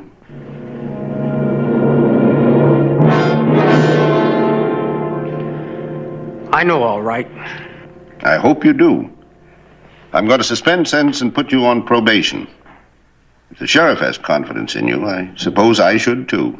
Thank you, Your Honor. Just one other thing. Ed, are you still going to keep that gun around the barn? Not where anybody can find it.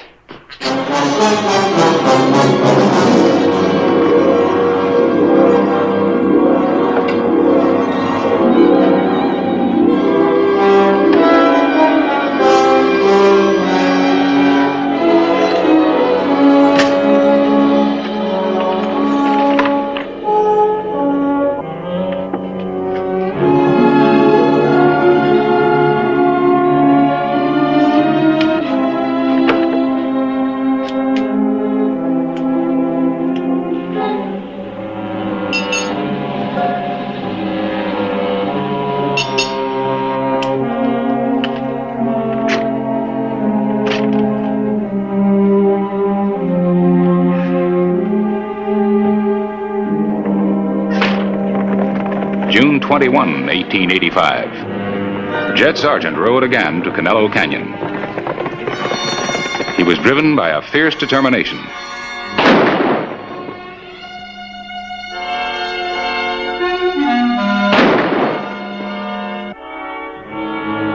July 1, 1885. After repeated practice, the youth developed a shooting eye.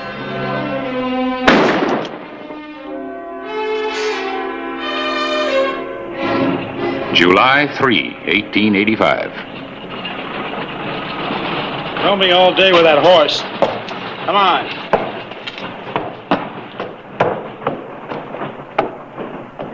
Jet? What do you want? Reno's meeting me. We need horses. Well, it's the sheriff's horse. He'll be coming for it soon. Well, that's just about perfect. What do you mean? Well, me and Reno ain't exactly safe while that sheriff's still alive. He'd like to see us dangling at the end of a rope. Like to kill us. Like he done your pa. Reckon you don't hold it against him, then. Him killing your pa. You better go while you got the chance. Or he might shoot us down like he done your pa. Or have you forgot about that? Of course I haven't forgotten. If it was me, I wouldn't never forget that. Till I paid him back. I'd want to see him dead, too, if he killed my pa.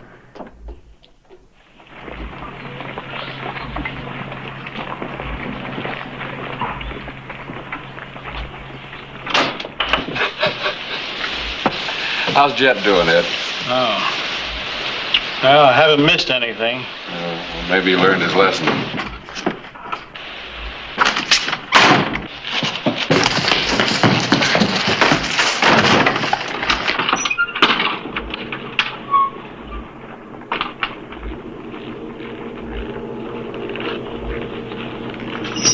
Drop it, Reno. Now come out reaching.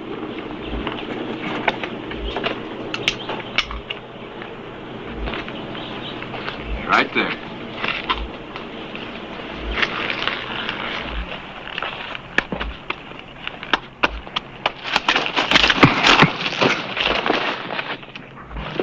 What's going on, Clay? Keep this one here. His partner may be inside. Sure.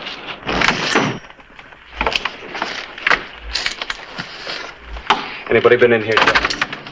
No.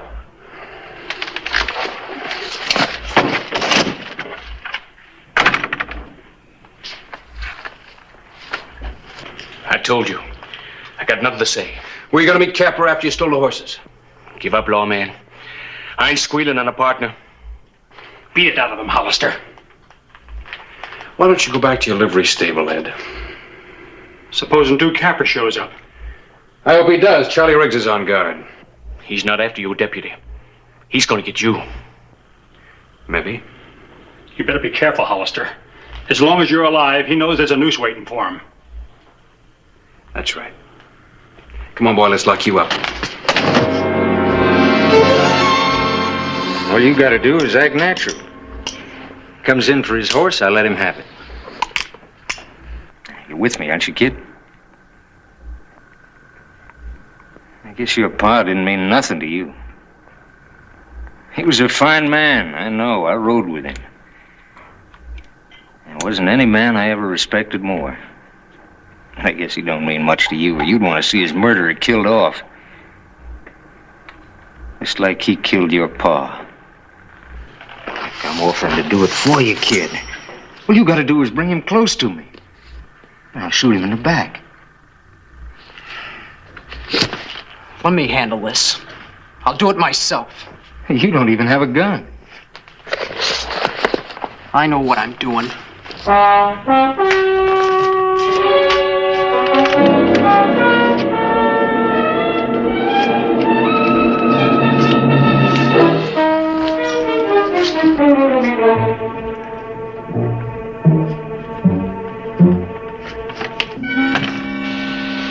Nobody's been around here, Clay.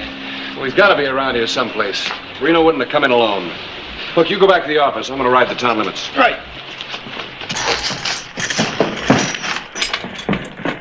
Hello, Jet.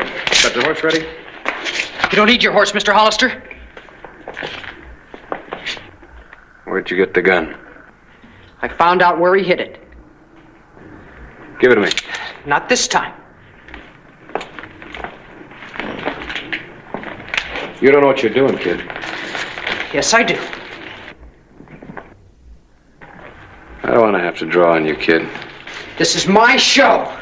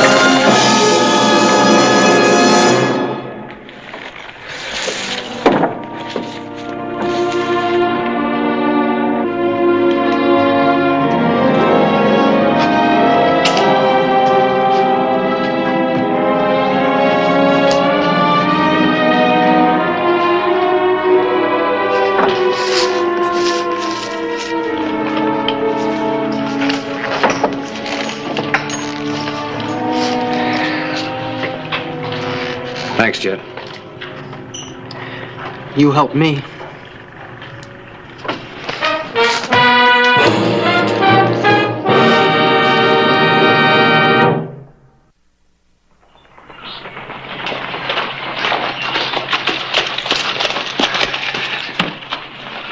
Well, they convicted Reno, not that we're surprised. He had it coming. Well, you all duded up. Yeah. Even shaved. You going someplace? Tucson on business. Oh, you gonna lock up the stable? No need. Got an able hand. Mr. Sergeant.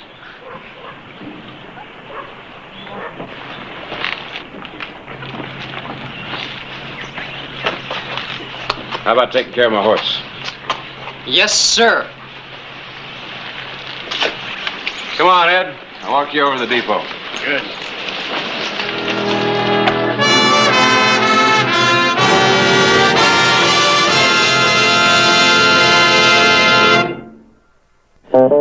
Whistle me up a memory, whistle me back where I wanna be, whistle a tune that'll carry me to Tombstone territory.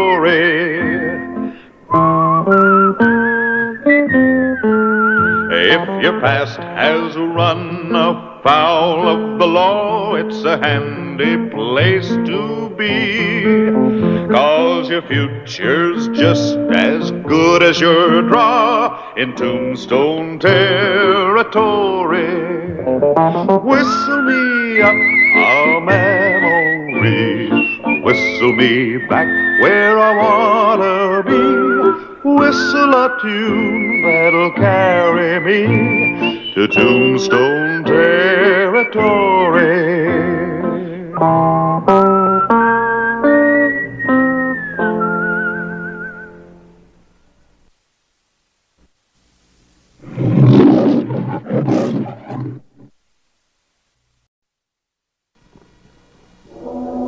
A deserted barn a day's ride east of Tombstone, Arizona Territory. The morning of October 9, 1887. The Markham brothers, vicious by nature, fast with their guns, and true to the Western code of an eye for an eye.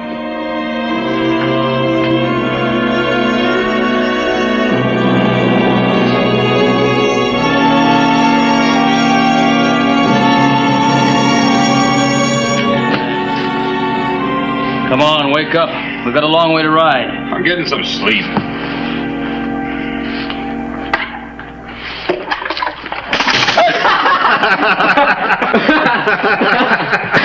All right. Why can't we hold up here? We got to be in Tombstone tomorrow morning. We're going to be there when Mr. Frank Leslie steps off of that stage.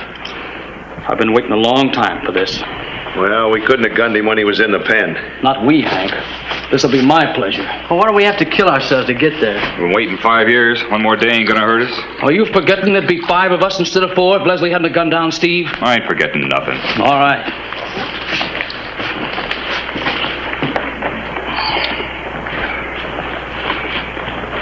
And I'm not letting Mr. Leslie forget it either.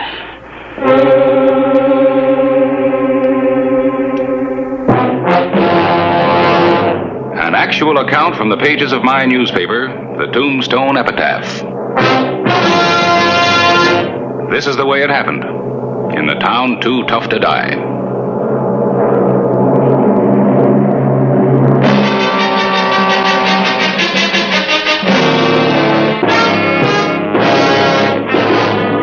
Tombstone territory.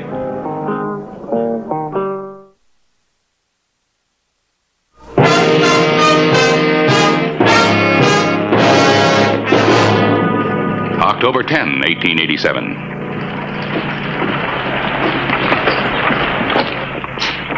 Morning, Harris.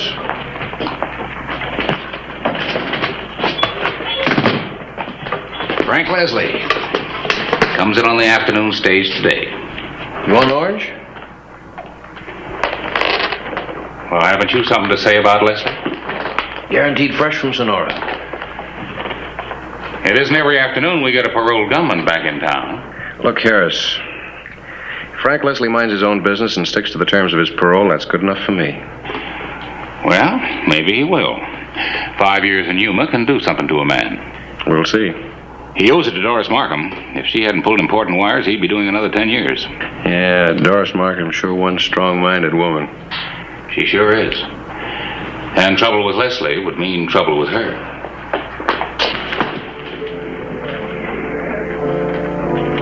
The Maison Dorée, one of Tombstone's more luxurious restaurants. Clay Hollister was a regular patron, but this visit was personal, urgent. Morning, Miss Markham. Oh, Sherry. Mind if I join you? Please. Oh, nothing really, thank you. But I will be open for dinner. Your French cuisine's become a weekly must for the editor and me. Thank you. I try to make the menu of the Maison Dorée a little different. You've made it quite famous since your husband's death. You want to talk about Frank, I suppose. Just don't want any trouble. You don't think we do? Now, look. All Frank wants is to be left alone. He told me the last time we talked. A man behind bars will say a lot of things. Frank meant it. The only reason he's coming back to Tombstone is because of me. We're going to be married. What's Frank going to do when he hears that old story about how he gunned down your husband? 5 years is a long time. People forget. You're expecting an awful lot, Mrs. Markham. The whole territory knows that story. Steve was no good. He had it coming. He forced it. I was there. But the court found Frank guilty. I know. I was the only witness. And a wife isn't allowed to testify against her husband. Well, it's all in the past now. All we want is to be left alone. As far as I'm concerned, you will be. But I'll drop over this afternoon and have a talk with Frank anyway. You don't have to worry about him. That's good. Because you know the first sign of trouble and back he goes for another 10 years.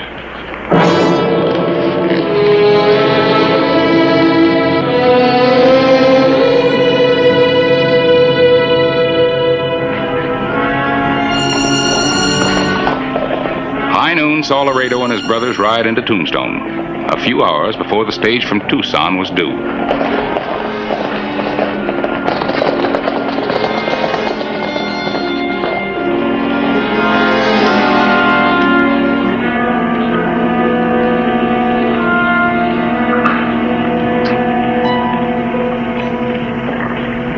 Hard case is all right. No law says they can't ride through, though. See how they add up. Right.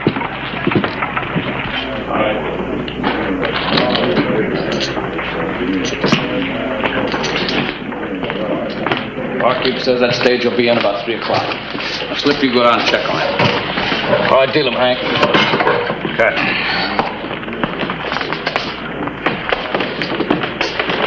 You're a little bit jumpy, aren't you, kid? You got no call to grab a man by surprise. Looks to me like you're still sprouting. I've sprouted enough to handle a gun. Not in Tombstone. Hold it. You wouldn't be aiming to shoot a man in the back, would you?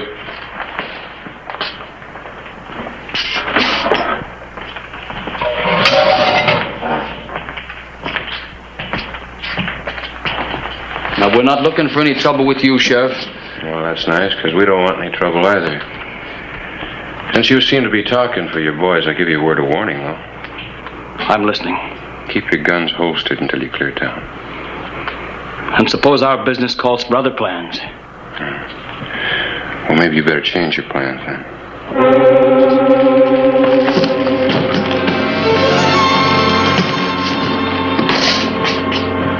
Boy, I'd like it. Slip. Now, take it easy, kid. We've got more important things to do. Now, you go on down and check that stage. Go on.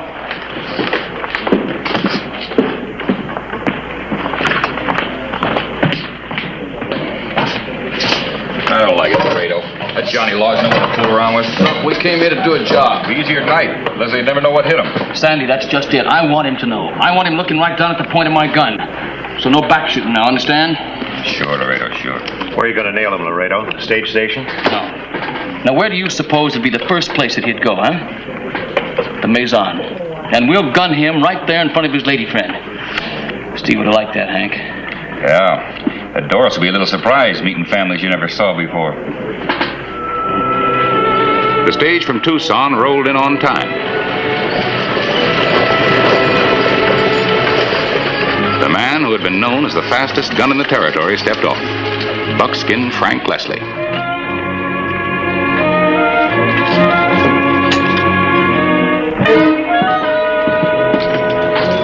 Can I have a talk with Frank? Later. There's a time and a place for everything.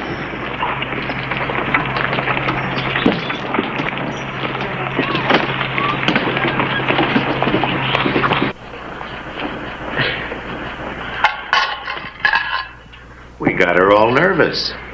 She's pretty, too. Keep your mind on what we're here for.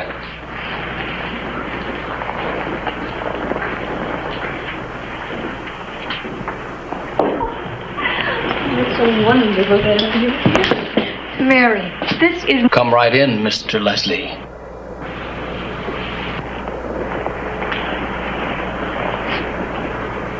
Step aside, Doris. What's the matter, Doris? Didn't Steve tell you about us? His brothers? They call me Laredo. This is Hank. Sandy. It's our little brother Slip. Now you stand aside, Doris.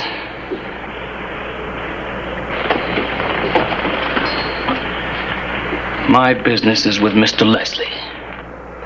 Sorry I can't accommodate you, Laredo. I have no gun.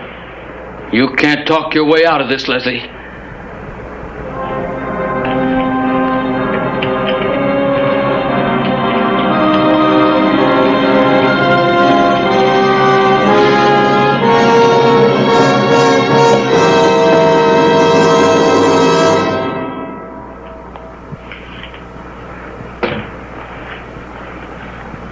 Now you pick it up. Go on. Let's see if you're really as fast as they say you are. I won't do it, Laredo. Don't tell me Yuma Prison's knocked the man out of you. Hold it!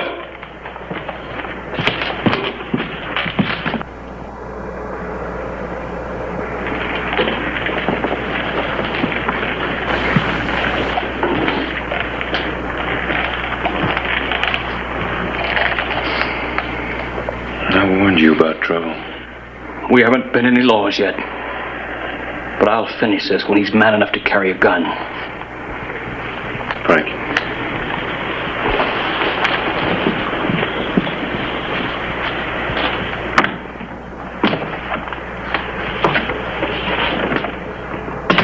Anything starts, I'll finish it. Now you got until sundown to clear town. All of you.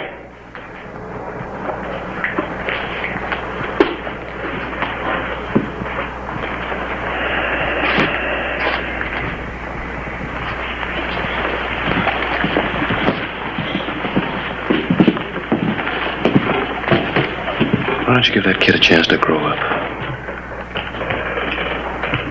Like I said, Sheriff, we got business. Well, like I said, sundown. We ain't gonna do what that sheriff says. Not unless we finish our business first. Yeah, well, y'all can have Leslie. All of you. I want that sheriff. He's been riding me ever since we rode in. Hollister's got a tough reputation, Slip. Yeah. Well, it won't hurt none for me to be worded.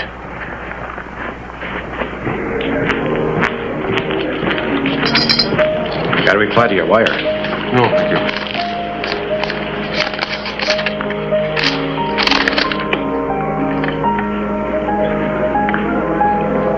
Secret? No. Just the Markham brothers have quite a reputation. None of it good. But no charges that could stick. I'll be making the rounds. Clay, why don't you deputize his posse? That Sandy isn't a front shooter like the other three. You need to ring a men all around you. There's I'm getting paid to do a job. Keeping peace is part of it. Well, if they're still in town at sundown, would you call what's going to happen peace? No, I guess not. And What about Leslie? Let's hope for his sake he doesn't pack a gun, breaking his parole. In his position, you think he'd go looking for trouble? Oh, he doesn't have to look for it. It comes looking for him.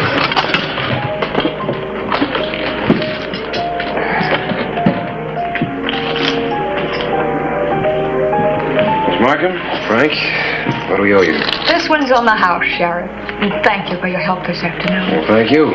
Hollister, I don't need anyone to do my fighting for me. I'd like to be able to protect myself. And I can't see myself as a corpse.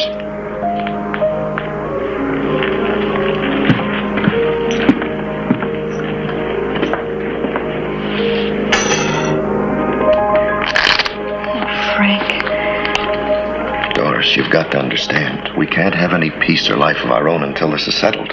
One way or another. I've got to draw a hand.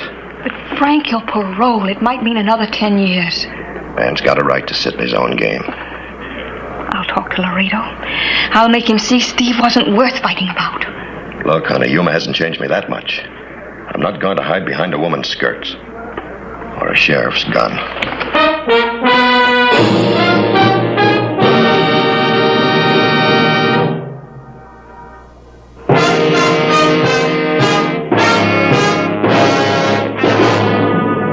The evening of October 10, 1887. Sundown and showdown. Everything's still quiet. How about the Markhams? Still making big talk at the palace.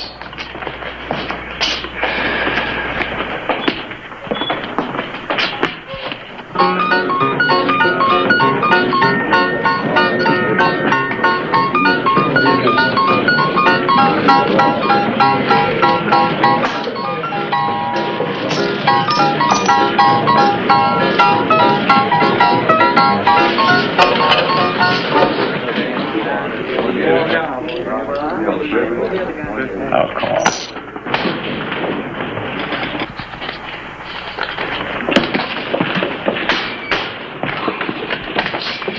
Frank's on his way to the Crystal Palace. You've got to go down and stop it.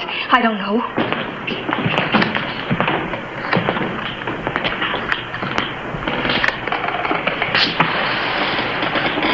Well, you carrying a gun? I want to talk to you, private. There's only one kind of talk I'm aiming to do. Over a brother that wasn't worth it? Get smart, the whole bunch of you.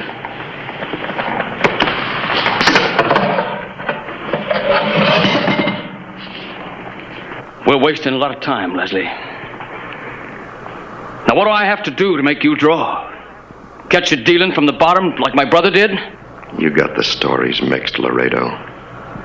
Your brother was doing the cheating.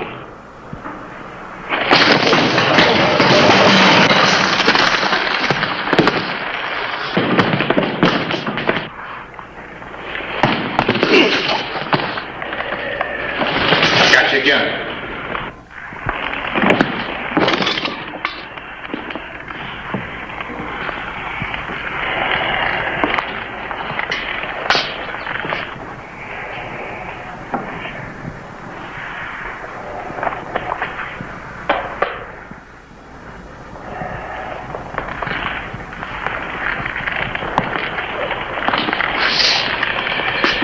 You're sure lucky it wasn't murder.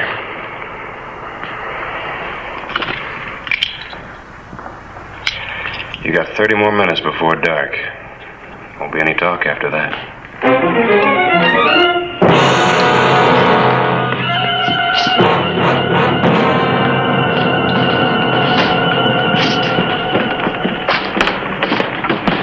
What kind of a fool trick was that? You trying to get yourself killed? You had my word about no guns. Just thought I might be able to reason with him.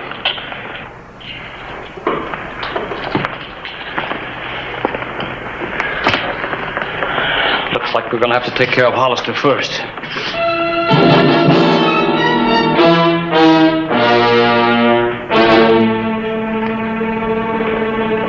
Now, you really don't think they'll ride We'll out? know in 30 minutes. Even if they don't, it's not your job to see that they... Oh, Frank, darling. I was so worried about you. I'm all right, Doris. Nothing happened. Oh, Sheriff. Thank you. Why don't you two go on along? It's my fight. Just give me the word. Not in Tombstone, Frank. Haven't you got wedding plans to discuss? You get back to the restaurant. Oh, I'll be right along. Go ahead. What's wrong with my backing your play? This is a job for the law. We'll take care of it. And I don't want civilians mixing in a shootout. The odds are still 4-2, Sheriff. They usually are.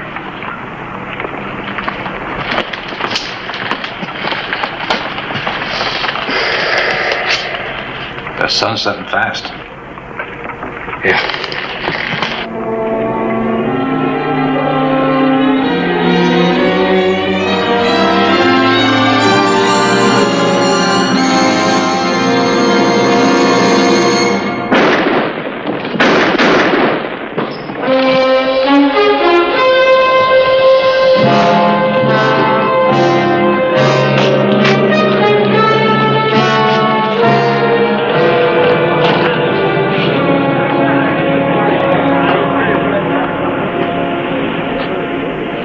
There's one Markham less.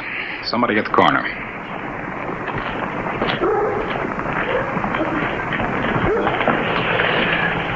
How is it, Slim? Clean through. I stopped worse.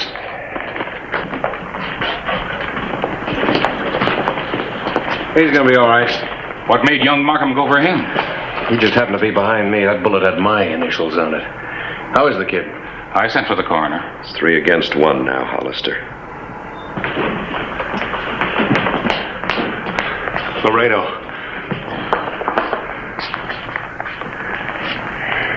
Slip's dead. Slip? What happened? That lawman.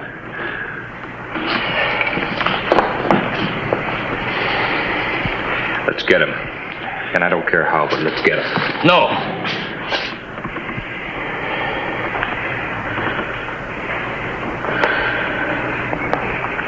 He'll come to us now. Be better this way. Killed little Slip. Dirty? Sandy, now you get your rifle and get up on a roof somewhere. We'll take care of Leslie later.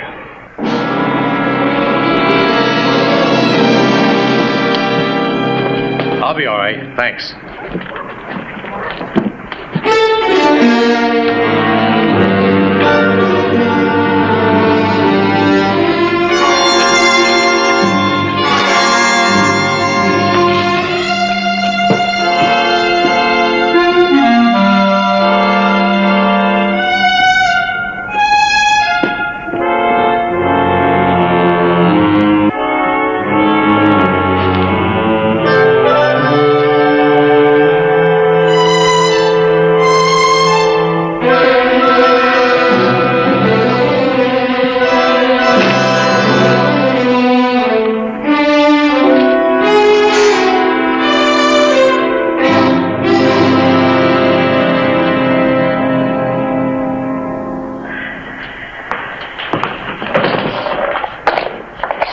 Deputize me, Sheriff.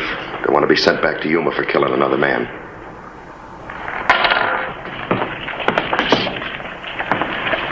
Get deputized.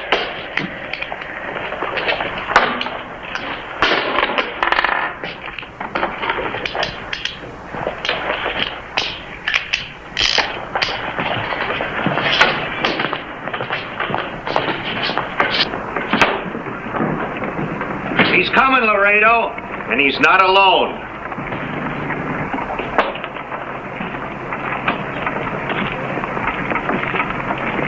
Harris, go on back. I need somebody to print the epitaphs.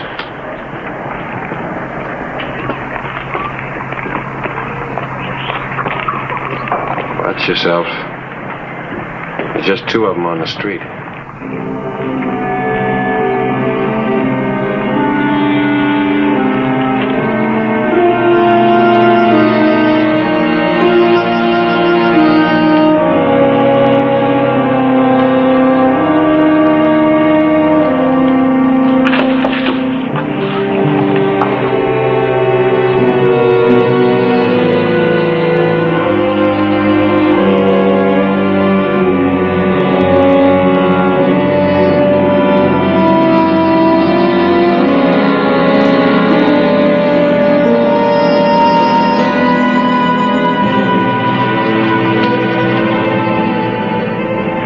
On Laredo, he'll move first.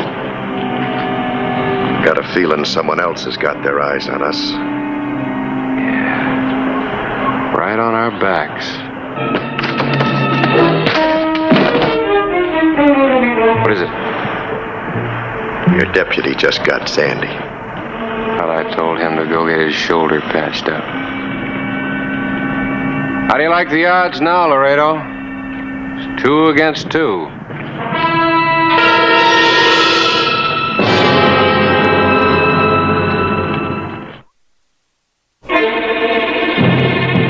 Here's your big chance, Laredo. To be famous or dead.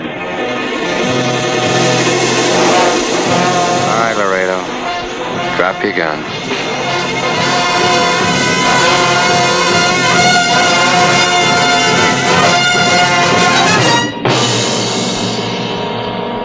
All right. You come and get him.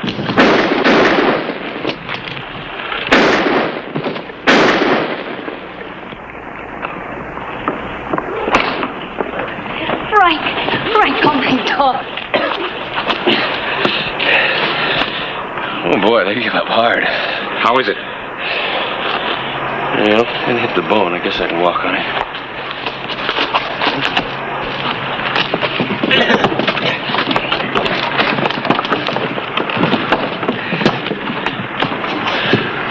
The thing that bothers me, Harris, that back shooter's the only one left alive.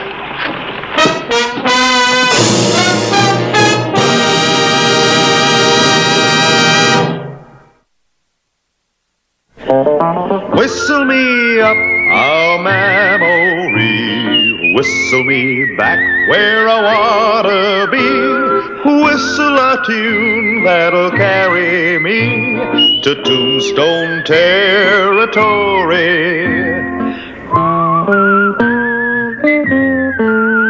If your past has run afoul of the law, it's a handy place to be, 'cause your future's just as good as your draw in Tombstone territory.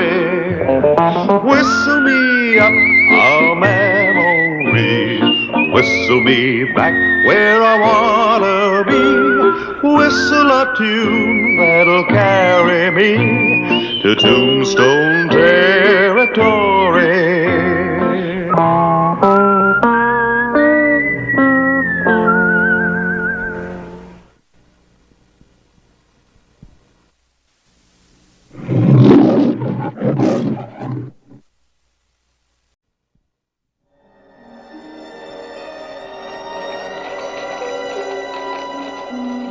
June 1881.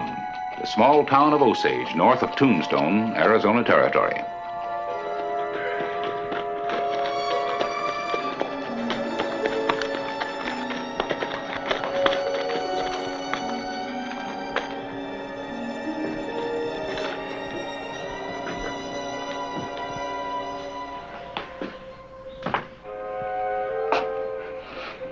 Kind of a quiet town, isn't it? Yeah, everything's so still.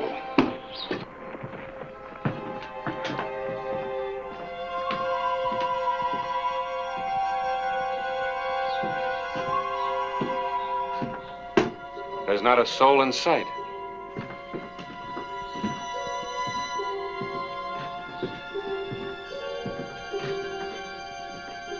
Harris, you try the barber shop. I'm gonna check the saloon.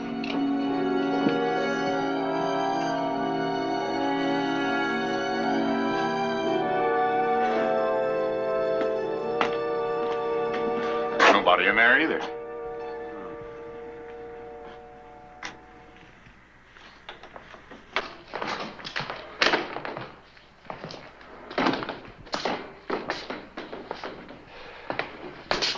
Ooh, still hot. Clay. I wonder where they all went. Why? Apaches, maybe. No.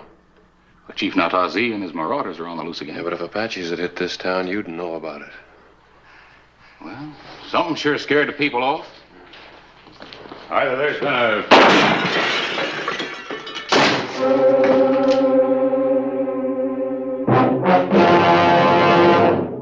factual account from the pages of my newspaper, the Tombstone Epitaph. This is the way it happened, in the town too tough to die.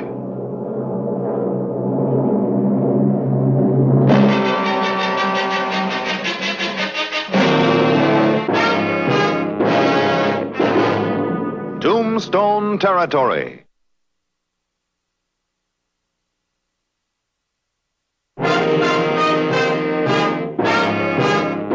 June 14, 1881. The sheriff of Tombstone and I swung through the small town of Osage on our way back from Fort Bowie to find it empty and deserted. Except for a mysterious sniper.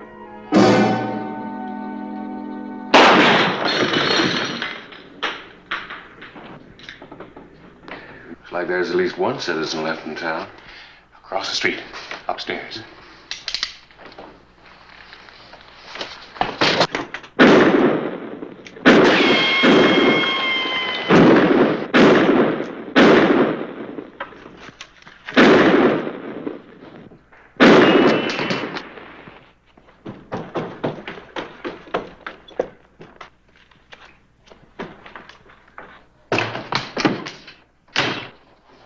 It's no use. They'll burn this place to the ground. You just let them walk through that door. Come on, you murderers! We got no quarrel with you unless you force it. Did Hicks send you two on ahead? I'm the sheriff of Tombstone. The man with me is Harris Clyburn, the editor of the Epitaph. You prove you're a sheriff.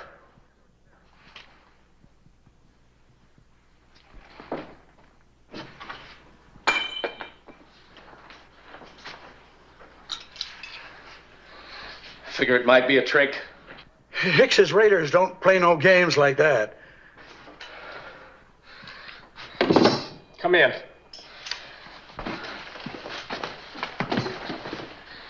That why you shot at us? Thought we were raiders. They're coming. They're coming to town today. I thought that bunch operated only in Texas. It's getting thin pickings for them there. Hicks put together a ragtag group of soldiers after the Civil War. They've been riding and raiding ever since. We got warning they were coming. Folks decided the best course was to evacuate. Well, didn't they know the Apaches are out again? Nothing else they could do. There's not enough gun hands in this town to stop those cutthroats and risk our women. How come you two stayed behind? Ned's sick. It's his heart. The doc said if we was to move him, he wouldn't make it. Well, you're not sick. Ned's my brother. The doc went with the rest of them. Harris?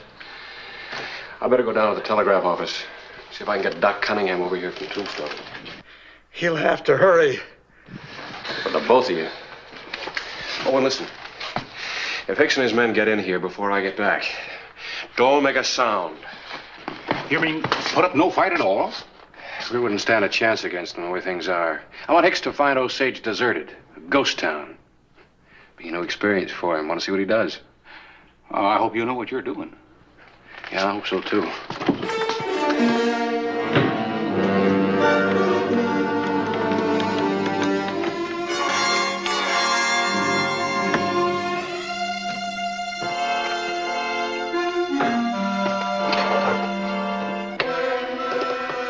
Clay Hollister discovered that the telegraph wires to Osage had been cut, cutting off the only connection with the outside world.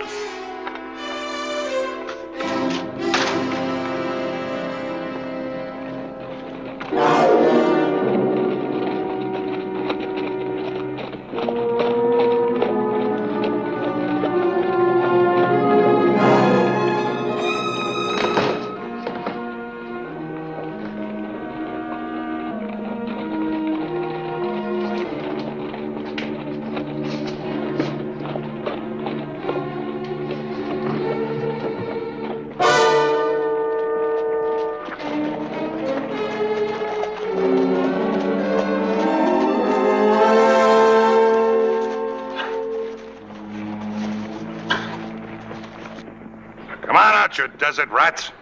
Wonder where they all are. Hiding in their holes. How'd they know we was coming? Who says they did? All right, boys, flush them out.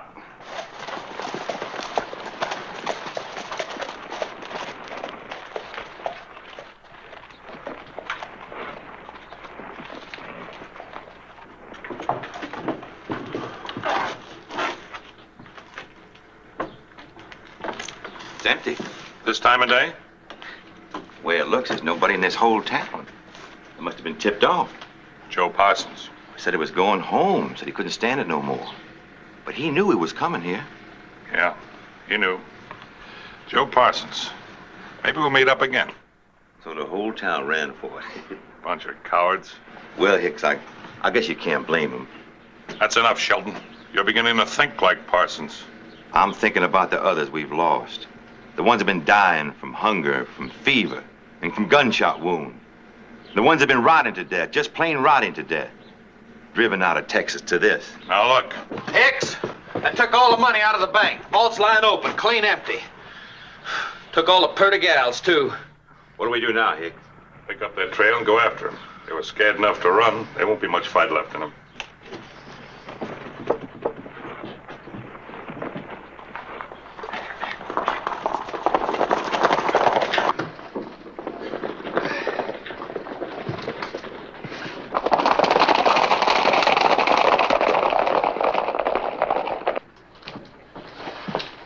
I'm going to find Hollister.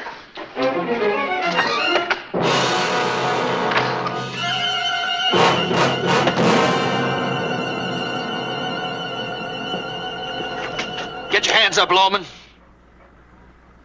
Where'd you come from? Out of the woodwork? Y'all never figured he'd leave a couple of us here, did you? You're gonna find out.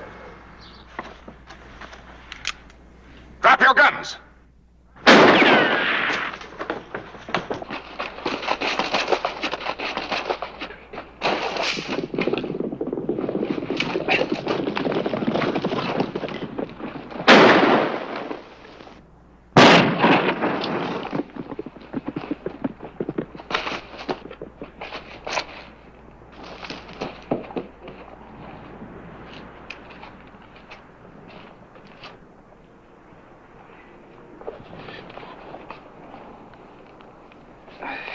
He shot at the right man this time.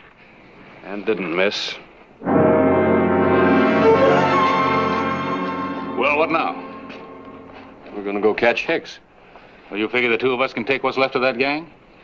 Well, he doesn't know there are just two of us. Besides, I'll figure out something when I get a look at the terrain.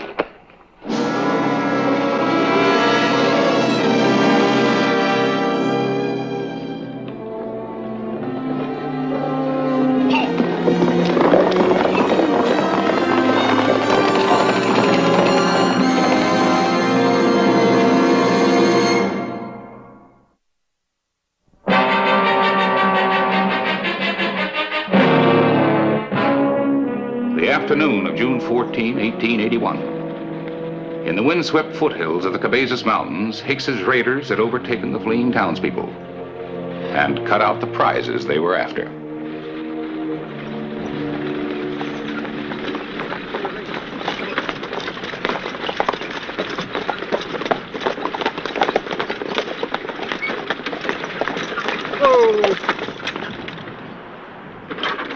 What are you stopping for? There's a tug coming loose.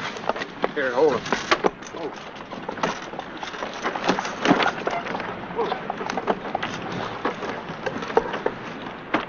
Hicks, why are we going back to that town?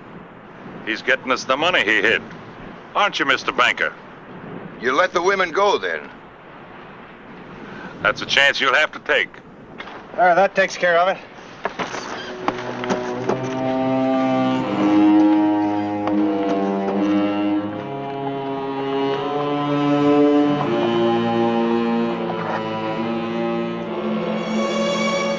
Clay Hollister thought we had lost the trail. It was windy, wild Indian country unknown to either of us.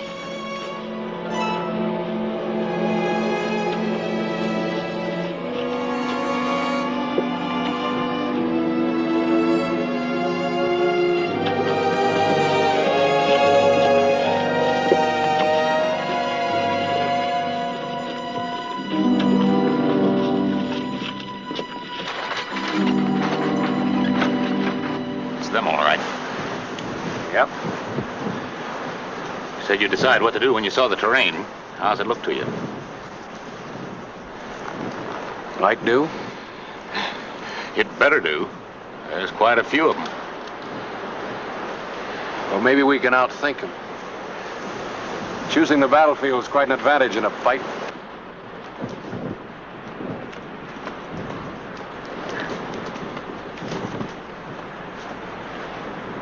Harris, run the horses up in those rocks. You mean you want them in plain sight? That's right.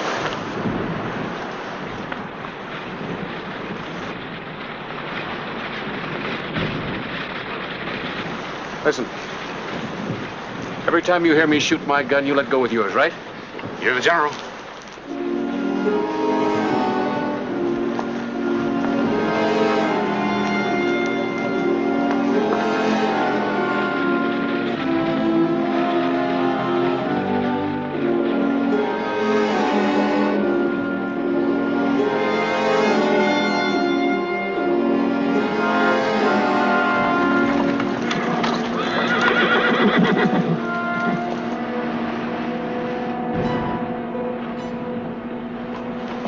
What's the matter? I think I saw some horses up there moving. Indians? Might be. I hear say the Chief Natazi and these renegades have been raiding. He wouldn't want us. We're both in the same kind of business, except we work opposite sides of the street.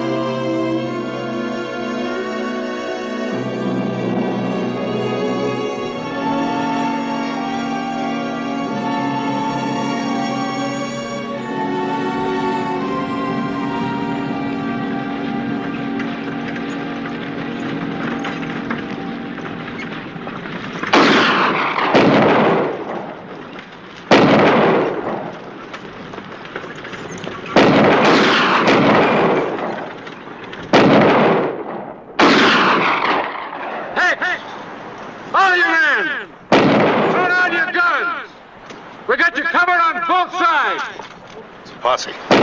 Telegraph wires are down. How would a posse know we were here? How would the whole town of Osage know we were coming? Looks like Joe Parsons double-crossing us good. You gonna drop him, Hicks? How many you figure are? I'll tell him. You hear me, Hicks? Everybody get in the wagon. We're going through that pass.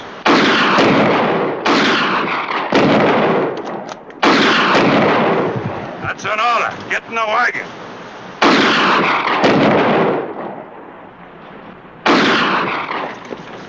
Get the women and the old man up front. If they start throwing anything at us, we'll get them first. Wait a minute. I'm not taking any more arguments from you, Shelton. We're gonna fight like men, like soldiers, or we won't fight at all. I'm not gonna tell you again. Now listen to me.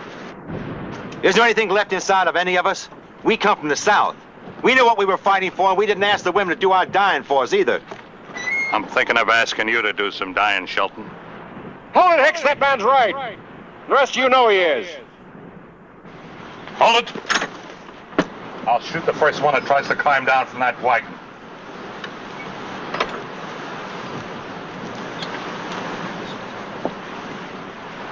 Now, Shelton. Hicks! All right, I'm in charge now. Ain't nobody aiming to oppose you.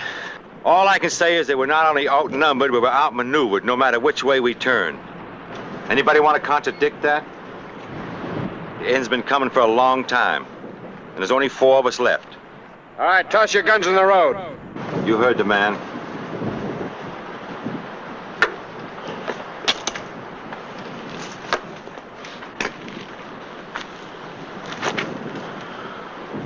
Harris!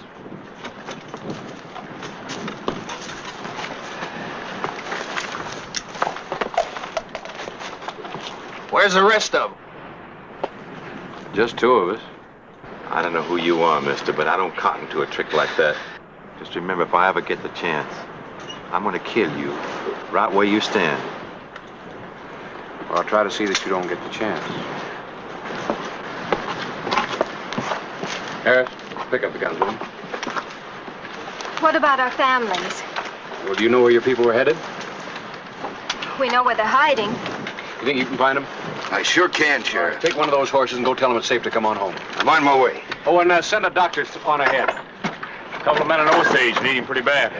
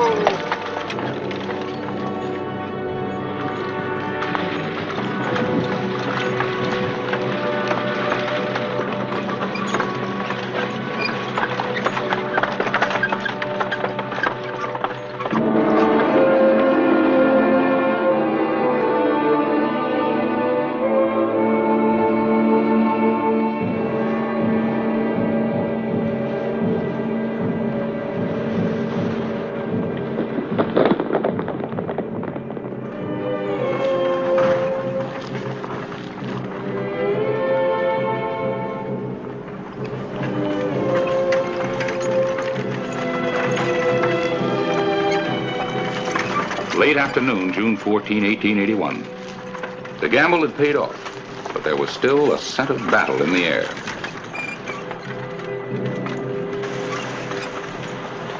Apaches. Chief Natazi, marauders. Can we make it to Osage? No, that's what they want us to do, is run. Pull the wagon in there. They can't get behind us.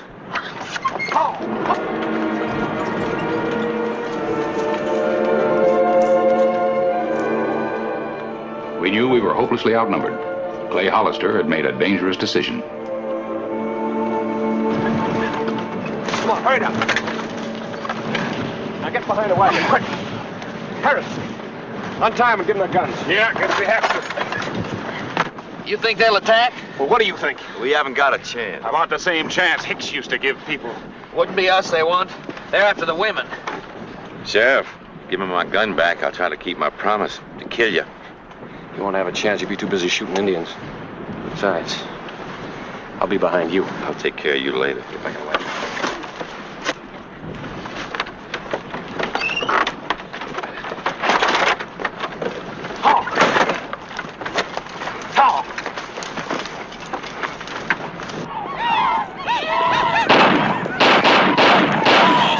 Here they come. They pick up renegades from other tribes. Try for the chief. He's all that's holding them together.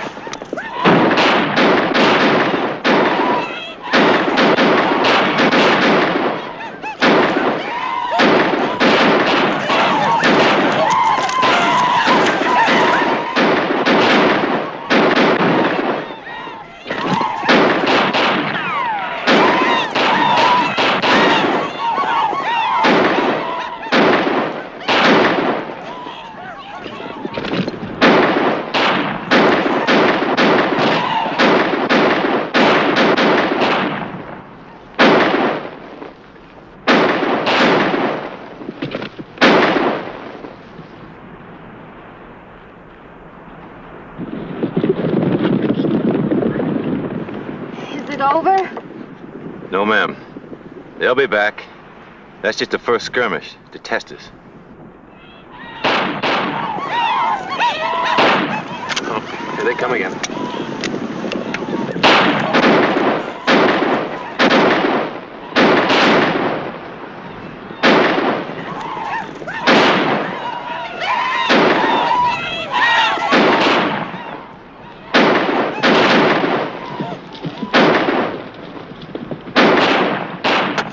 One of them got around him back. I'll get him.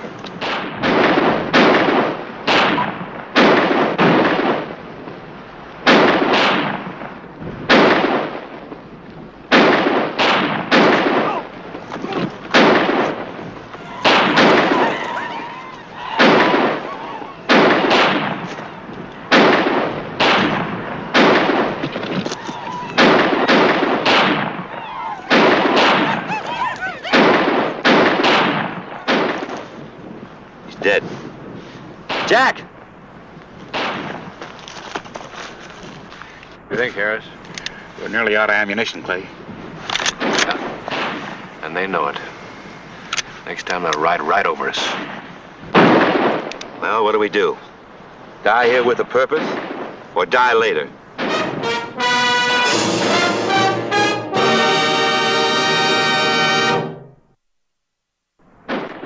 The long day of June 14, 1881 was drawing to a close.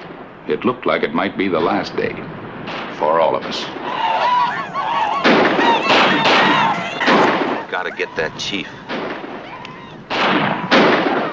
We get him and the rest of them will fold up and go.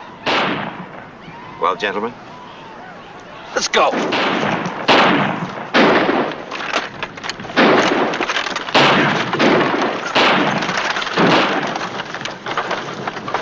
They're running for it. No, I don't think so.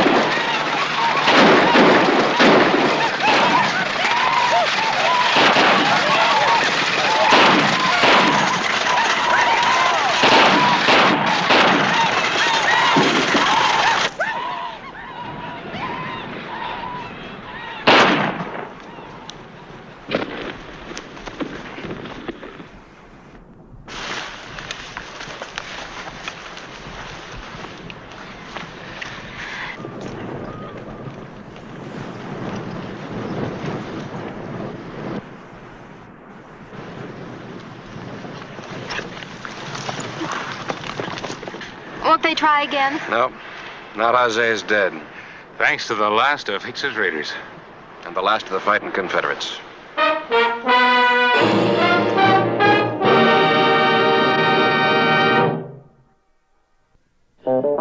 Whistle me up a memory, whistle me back where I wanna be, whistle a tune that'll carry me to Tombstone territory.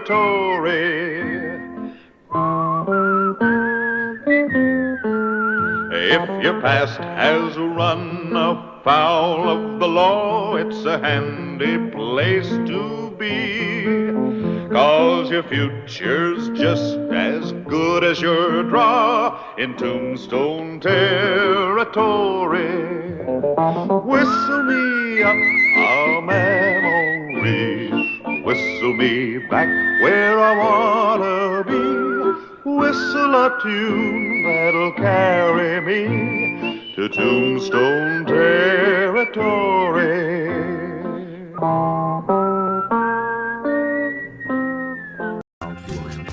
Rồi, bye bye. Nhà đi đâu ba. Rồi, phải đùa của ba kiếm tiền 36 thì đến 80 triệu. 88 80 triệu để quay 10 lần của chiến sĩ sinh hoạt kia. Của đại sư cũng căng ấy chứ. Của 37 ta lợi dụng á. Ui, thua. Tận lại.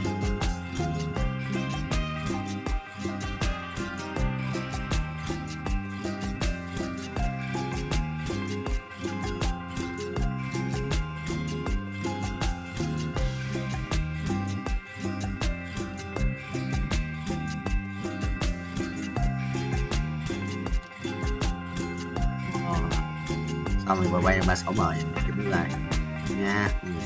Hả? Không perfect. Chuyện buồn đấy. Đó, đi.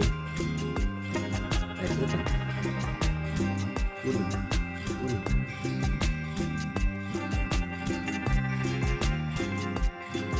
Chết rồi. Ui, không đấu à?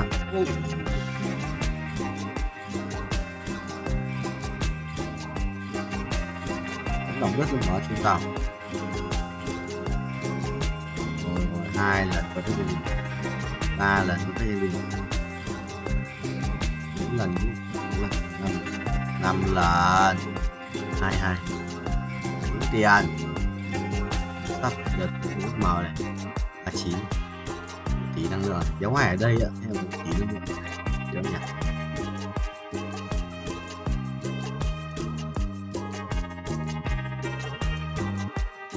Cái gì đấy chỉ cần nói nha. Tí năng lượng mà nó lên nhiều lượng vãi. Lưỡi kiếm uy lực.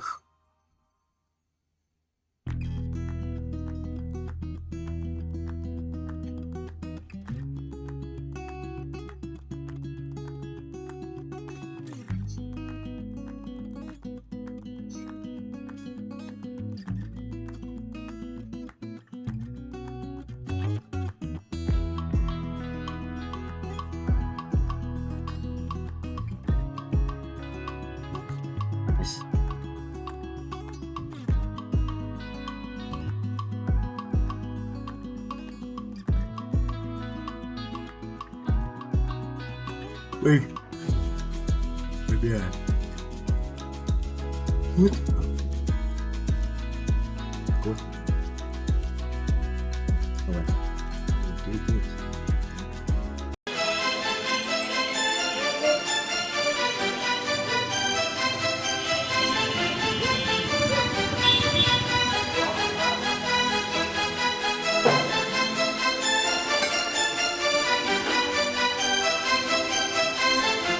ভাই কি দেখেন?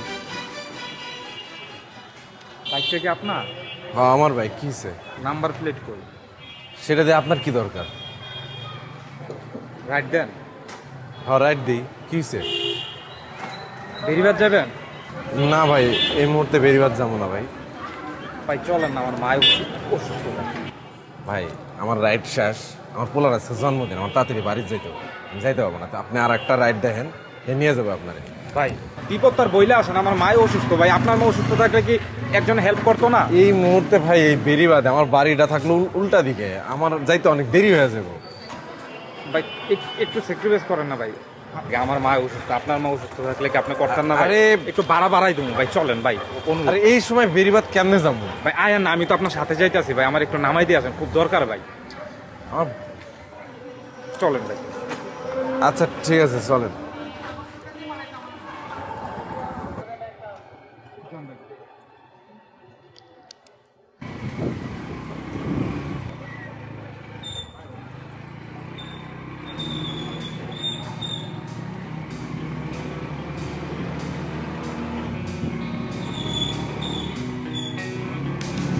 ভাই কোন দিকে?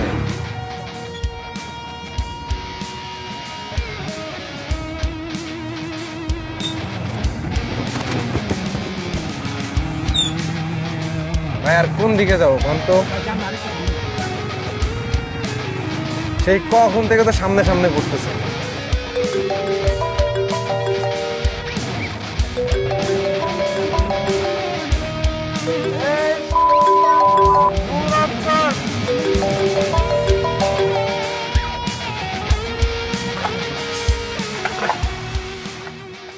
মা, শফিকরে ডাক দাও।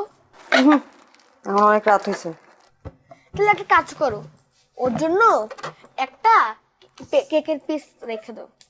আচ্ছা রাইখা দিব না, কাল সকালে তুই দিয়ে আসিস। মা, মোমবাতি কই? মোমবাতি আনতে তো ভুলে গেছি একদম। তাহলে কাজ করো, বাবাকে আনতে কইয়া দাও। তোর বাপ কি জানে যে কেক কিনে নিয়ে আসছি? আচ্ছা আগে আসো, তারপরে দোকানে পাঠাবো নেবো মানে। তাহলে একটা কাজ করি, আমি নিজে গিয়ে নিয়ে আসি। ছোট মানুষের রাতেবেলা বাইরে যাওয়া নিষেধ তোরে শিখাইছি না? তাহলে আবার একটা কাজ করো, বাবাকে ফোন দিয়ে কইয়া দাও বেলুন আনতে, আর বলবা যে তাড়াতাড়ি আসতে। আর একটু অপেক্ষা করি, হ্যাঁ তারপর কমুনে।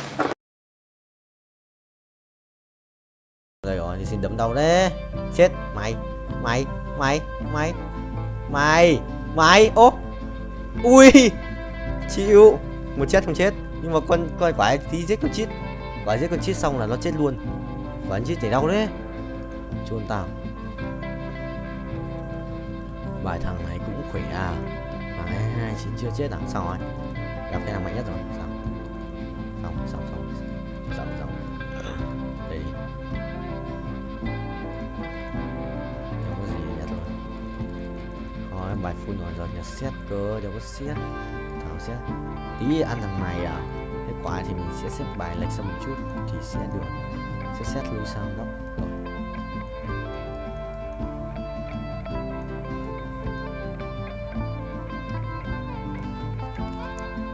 Chuẩn không vậy. 700 củ anh sẽ rebirth phát nữa. Còn thiếu 6 củ để rebirth lên 660 à. Anh có rebirth lên 10 đấy. 400 vòng rồi này. Không phải qua kỷ lục 430 quay không? 430 lap nhỉ. 119 20, 23, 24, 25, 26 27, 28, 29, 30 kỷ lục mới. Đi record.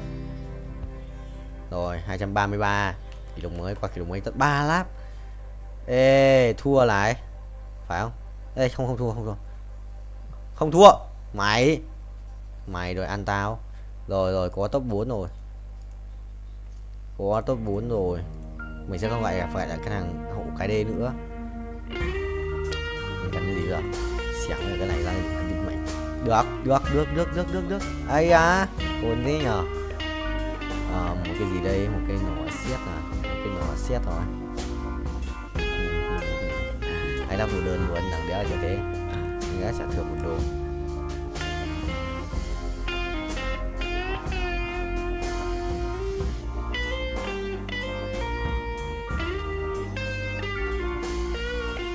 Xét cây đăng phép à? Cái thằng này à? Thằng này sẽ phải lưu xuống đấy đi.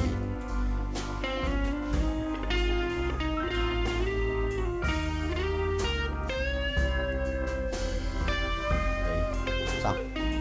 Để cho thầy Galileo bên kia. Xếp bài láo hả? Phải bay nhanh như ngựa ấy. Thầy xếp bài láo thì nó mới phù hợp. Ok, sự là phù hợp ấy. Không phù hợp rồi. Sắp đi rồi. Sao đứng đây chết nhở? Ê thằng khỏe đấy. Đừng quăng át nữa, làm ơn. Thua rồi.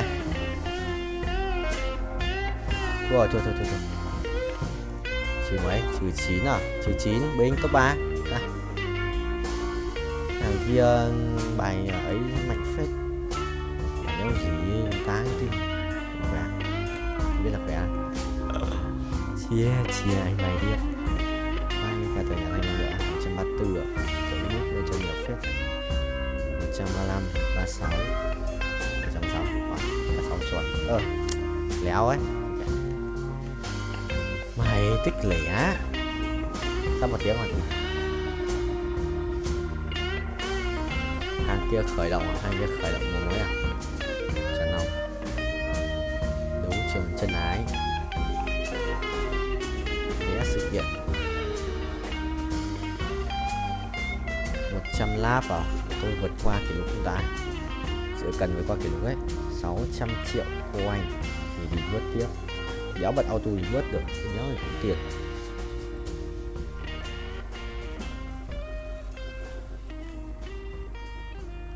Bay chọn ông thầy ơi. Uống nước này 200 lap.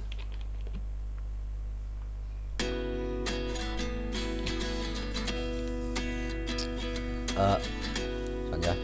Ok, không nhận gì được. Thì ai? তুমি ডরাইছেন? ডরাবো কেন? মাগের এরকম আটকা মায়া মনের সামনে চলে আসলে তো একটু চিন্তা লাগেই। আর কালকে আবার তোমার মামার সাথে চ্যালেঞ্জ। বইলা আইসো শেষবার মতো চুলদারি আশ্রয় আসতে। শুনেন, কালকের খেলায় আপনি হারবেন। বাবা, কনফিডেন্স দেখছো মেয়ে? যদি না হারছেন তাহলে কিন্তু বললাম এটা দিয়ে আমি আমার হাতে আপনার নাম লিখুন। মানে তো তখনই বুঝবেন যখন এটার দায় আপনার উপর পড়ব। সরেন। আরে ভাই নাম লিখবা মানে? কি মুসিবতে বললাম। জিততে না পারে এখন 2 নাম্বারই।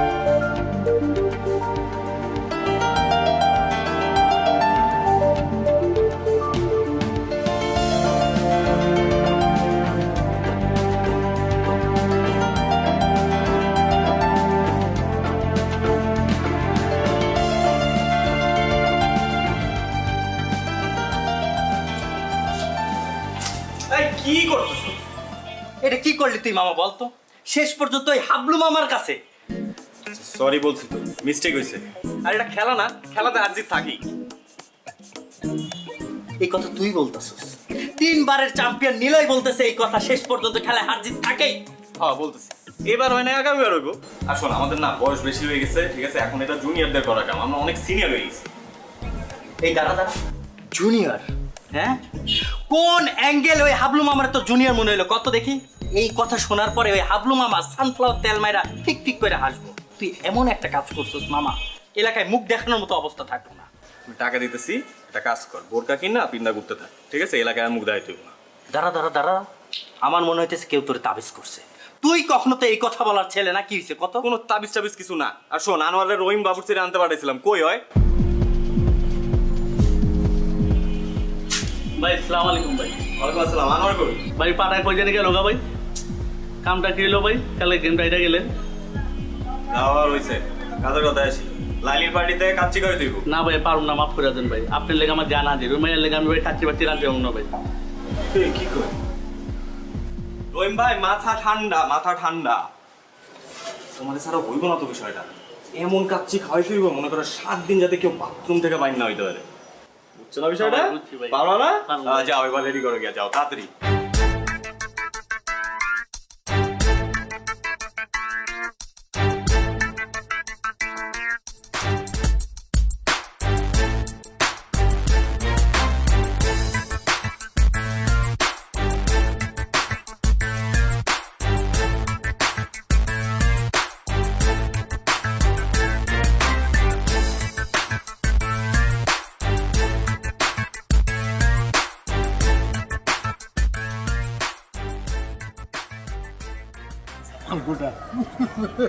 একটু বড় খবর হইব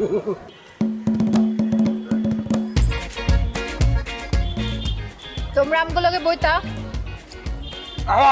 আরে আমরা তো খাবোই আগে আপ্যায়নটা করে নেই পুরান ঢাকার ট্রেডিশন তো আপ্যায়ন করা কি মামা এই তো দুধ লাইনে আইছো এরকম লাইনে থাকলে তো কোনো সমস্যা হইতো না খুব তো কইছিল খেলার কথা এখন বুঝছো খেলা কি এখন একদম ক্লিয়ার মামা আপনার একটু কাছে দিই আলু দেই আলু না আলু না গোস্ত দাও এই যে গোস্ত দেই অনেক মজা হয়েছে এই লাইলি দাও আলু ল লাইলি ল তুমি লইবানি খাইতাম মজা তো তুমি একটু খাও আমগুলোকে খাইতাম আরে খাবো তো খাবার তো আছে আমগুলোকে খাও আরে মামা খান তো আছে কিছু লাগলে বললেন কিন্তু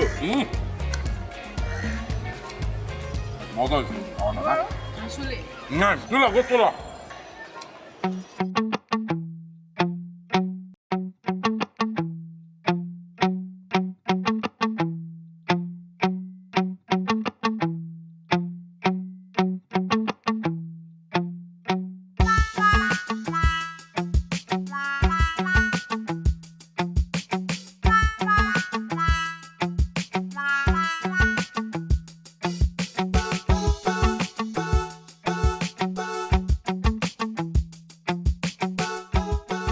এইবার লইয়া কয়বার হয়েছে ভাই 5 বার তোমার এত করে কইছি যে একটু কম কম খাও মাগনা খাওয়ান পাইলে হুদাই হাম করে খাও দুলা ভাই আমি তো মাগনা খাওয়ান খাই ভাই আমরা তো বাজেতে জিতছি আর আমি তো পরিমাণ মতোই খাইছি বিশ্বাস করেন দুলা ভাই আমি নিশ্চিত ওরা খাওয়ানোর মধ্যে কিছু মিশাইছে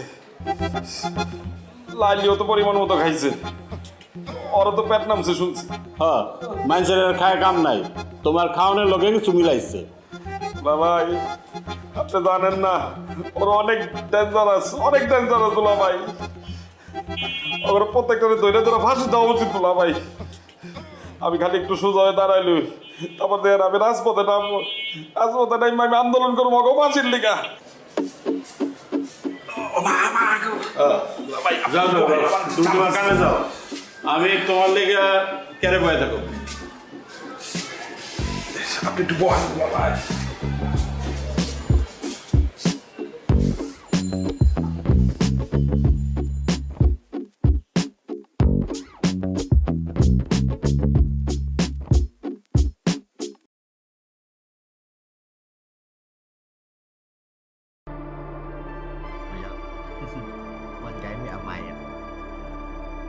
Em 15 triệu quá đam đâu em mấy thằng ấy chửi nhau cứ lôi Bắc Kỳ với miền Bắc các kiểu ra nó chửi mà bây giờ có phải chửi được đâu.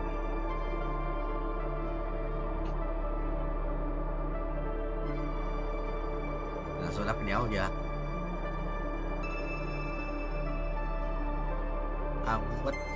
Bất tử ba cọc cược nữa. Đây đang theo đường sẵn rồi, ta cho mình một con mặt. Với cả con tam áp con này, xong thêm tắm kèn nữa, đỉnh. Có vứt lòng vàng đấy, tấm kèn là xịn nhất rồi. Một là to nhất trong cao cường rồi, quá to nhất làm vàng.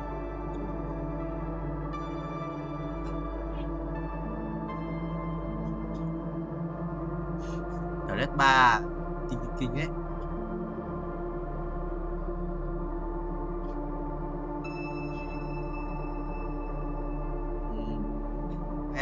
Galio Bồ Đăng Hoa rồi Galio cút tuổi con lắc lém đau điện, lắc phun đồ 3 sao. 7 sử ra chỉ là mũi rồi, con lắc cái 7 sử ra chỉ là mũi rồi, nó quăng phát chết.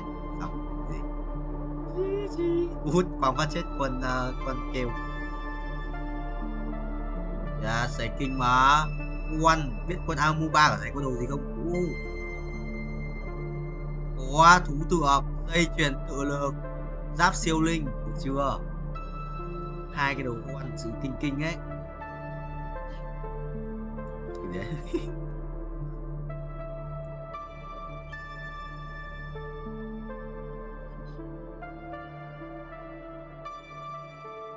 Tam Ken 3 đấy sự đẹp. Tam Ken 3 đấy là sự đẹp đẹp ấy. Bởi có nhiều máu cho bố lên Tam Ken 3 ấy. Còn nhiều máu à. Chứ gục lùi.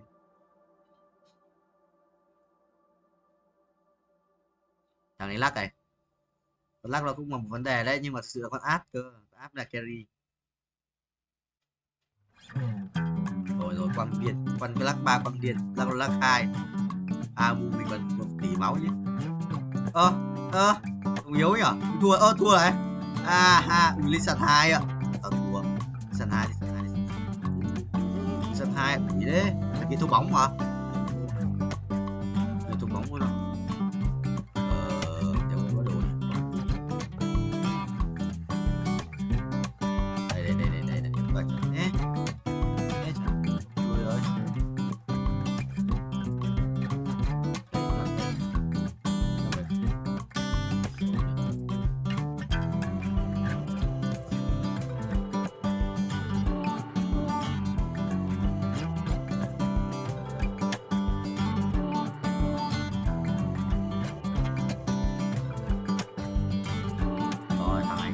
Lắc ở đây xong rồi. Lắc ở đây, lắc ở đây rồi. Quyết trình. Nhưng mà phàm được đâu đi. Ở đây rồi. Sao? Rồi bên tờ. Cái xa bên đấy à? Cảm ơn vì đã đến. Rồi xong còn cái xa, quang phát cần chết cái xa 2. Học đi, quỷ đấy à? Con này khỏe phết đấy. Ý bố thua. Mà là mai thua. Yes. Mày cút. Chất 10 à, 10 sử ra không có broccoli. Bố cút.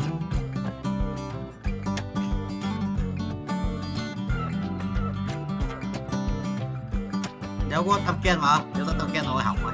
Thằng này Tam Ken 3. Broccoli. Nó ra kìa. Sao ra 3 không? Nổi không? Rồi, mày đi. Dương ơi, thằng này 8 sao ra, bãi bay luôn, 8 sao ra. Đéo ra.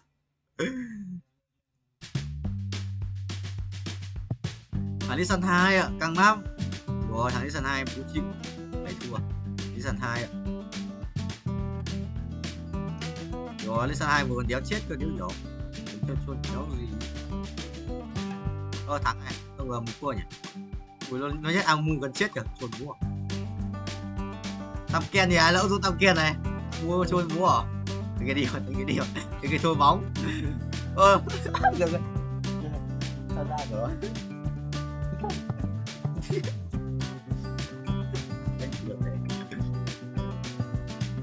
Kéo ra tăm ken rồi, thằng kia rút tăm ken à? Tao chắc là nổi không? Mày đi sao đi luôn?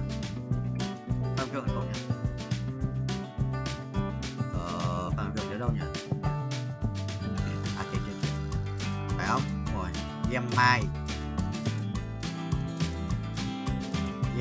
à? Phải 23 tiếng nữa. Còn cái nhận game không biết.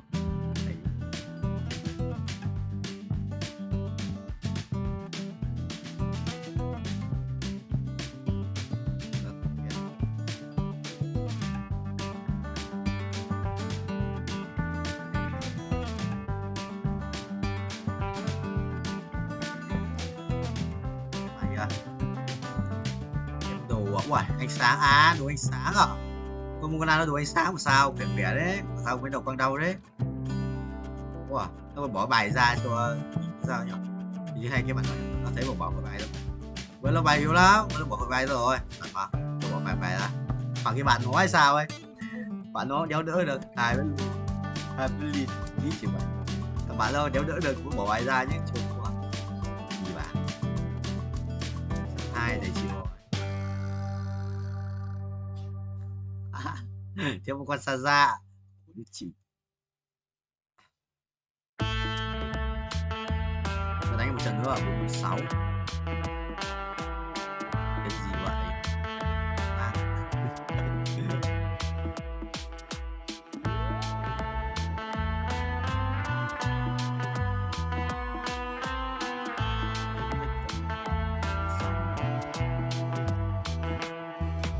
Yeah, what's up? Mày trốn.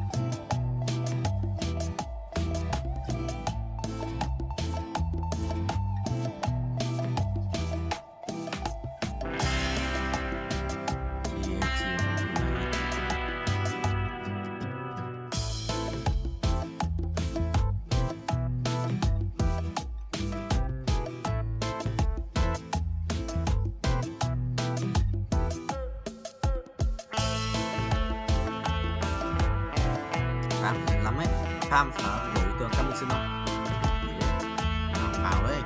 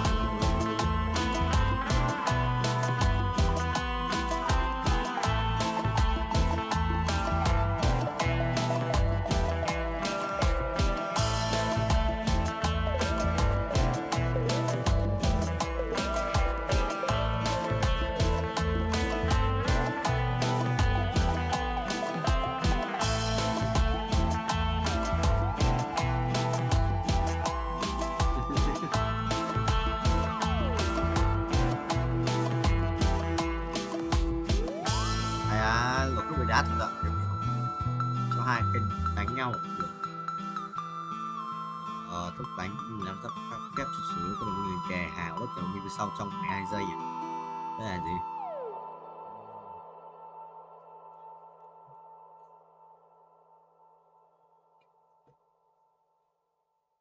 bố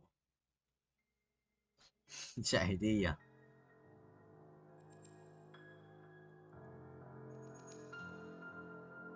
Năm sáu à?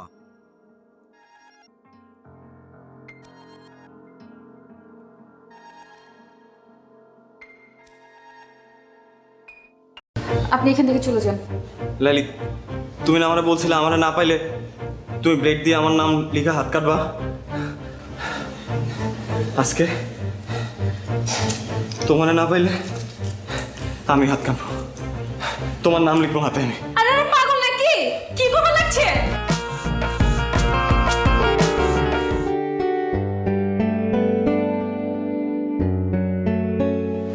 Laili, তোমার সাথে একটু কথা ছিল। আপনার সাথে কোনো কথা বলবেন না। Hi Laili. Laili please 1 minute.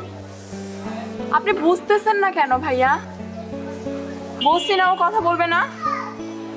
2 দিন পর ওর বিয়ে, ওর মতো থাকতে দেন। লাইলি, আমার ভুল হয়েছে, আমি আমার ভুল বুঝতে পারছি। দেখো গত কয়েকদিন ধরে আমি কিচ্ছু করতে পারছি না, না পারতেছি ঘুমাইতে, না পারতেছি কিছু করতে। আমি তোমার সাথে অনেকবার দেখা করতে চাইছি, আমি পারি নাই, আমাকে দেখা করতে দেয়া হয় নাই। আমি তোমাকে ভালোবাসি লাইলি। আপনি হাঁচে আমার ভালোবাসেন? নিজের থেকেও বেশি। তাহলে আমি যা কমু তা শুনবেন? অবশ্যই। কি করতে হবে বলো? আপনি আমার পিছন পিছন ঘোরা বন্ধ করে দিবেন। লাইলি, কি বলতেছে এসব? আপনি তো আমারে কইছেন আমি আমার ইজ্জত খোয়াইছি, লগে আমার পরিবারের ইজ্জতও খোয়াইছি। আমার আব্বাই ছেলে পক্ষের কথা দিয়ে দিচ্ছে। আব্বারে তো আর ছোট করুন না, নিজের যথেষ্ট ছোট করছি। আব্বার ইজ্জতে কোনো দাগ দেব না।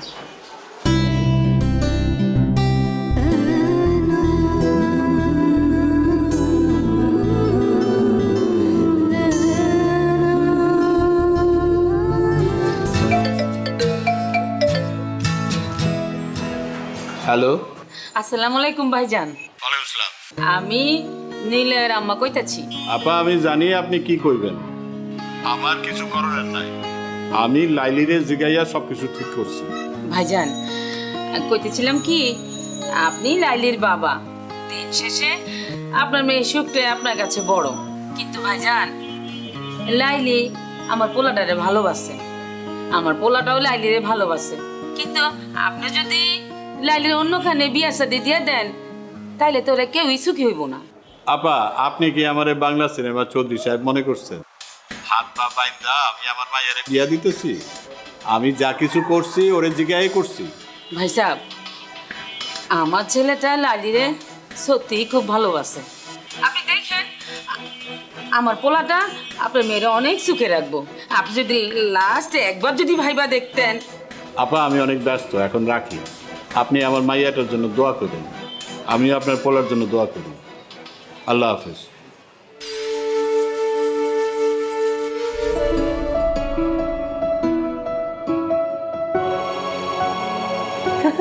দেখ লাইলির আজ কি সুন্দর লাগতেছে। হ্যাঁ বহুত সুন্দর লাগতেছে। সাইটাগুলো মানাইছে।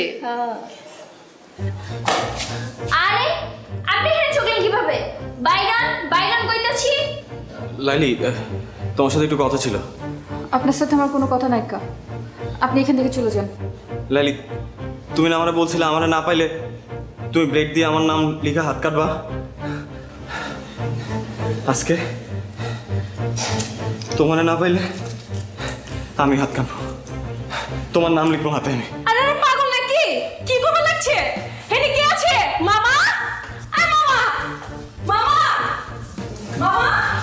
এসব করার কাম নাই, আপনি এখান থেকে যান গা।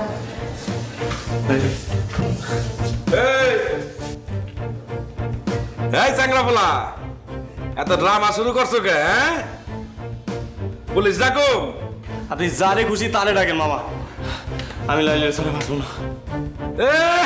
তখন তো খুব কইছিলা লাইলি একটা নাটকবাজ, ওই খালি নাটক করে বেড়ায়। হ্যাঁ, ওর লগে মজা লওয়া যায়, ওর লগে প্রেম করা যায় না, আর বিয়া করুম না। আর এখন কইতাছো ওর সাথে আমি বাঁচুম না? না, হ্যাঁ, এসব নাটক বন্ধ করো। আমার বিশ্বাস করেন, আমি কোনো মজা নিতে আসি নাই। আমি সত্যি সত্যি লাইলি তোমার নাম লিখবো, এবং ব্লেড দিয়ে না, সত্যি রক্ত জলের নাম লিখবো। লাইলে তুই রাজি হয়ে যা, জানোস না স্যারাটা এরকম পাগলামি করতেছে আমার কাইটা লাইব এমনি কিন্তু ছেলেটা ভালো আছে তুই রাজি হইলে সব কিছু ঠিকঠাক হয়ে যাব আমি দুলা বাইরে সামলাইতেছি তুই কোনো চিন্তা করিস না ঠিক আছে রাজি আছিস না আরে রাজি হয়ে যা আমার না করিস না ভালো আছে স্যারাটা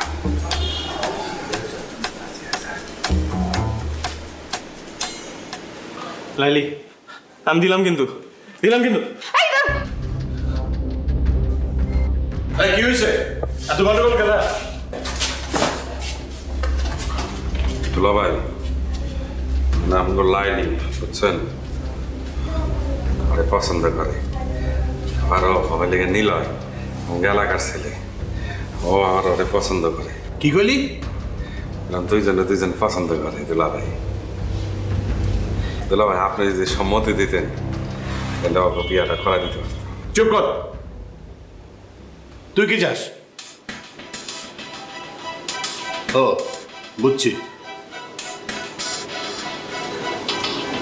দুলা ভাই আপনি রাজি হয়ে যান সমস্যা নাই বুঝেন না কেন দুজন পছন্দ করে বুঝছেন না যদি ভাইয়াটা এগিয়ে যায় তাহলে তো আমার সমস্যা মহল্লায় চেহারা দেবো কেমনে আপনি রাজি হয়ে যান আপনি আমি ওইদিকে সামলান আমি ওইদিকে ওখানে দেখতেছি বাবাই আপনি চালান আচ্ছা আর যান তাড়াতাড়ি এত চিন্তা করেন না তো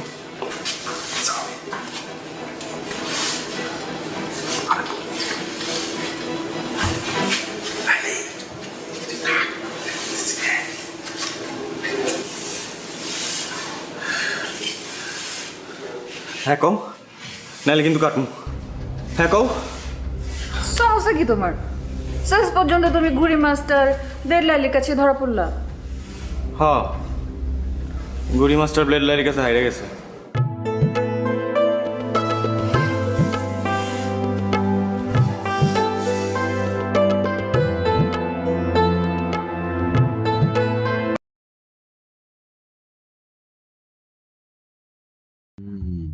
Được.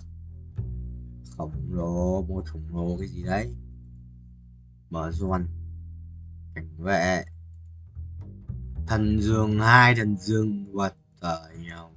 2 khổng lồ. À không. Cảnh vệ xử lý ngang rồi xong. Nhà tranh bài của tớ làm ơn đấy. Đâu đấy. Ngày khỏe đấy nhở. Cứ chơi chứ. 14 lap nhanh nhẹn. Bớt 4 rồi à, 1.2 à.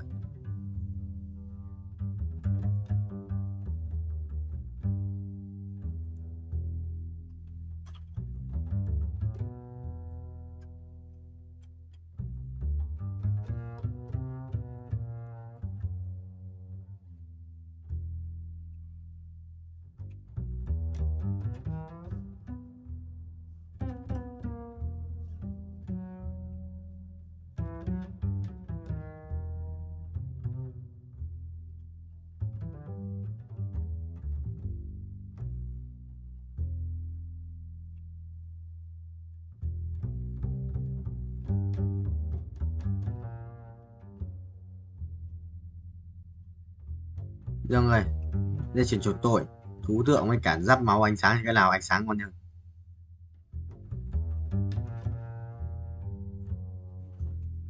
Đây mà. Bình gì 200 lap đi, không thật này. À 51 này. 200 lap được đấy. Được 200 lap. À không nhả nhớ rồi. Chạm tay rồi. 19. Nhớ là được 190 mà. Còn 200 lap của thầy ơi.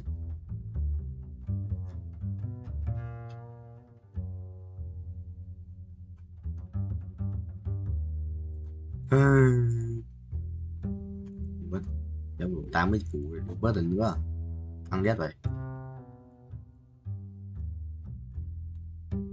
rồi tao bớt lần nữa xong rồi tao mới cút về bên kia bớt 5 ấy xong rồi mình cút về bên kia được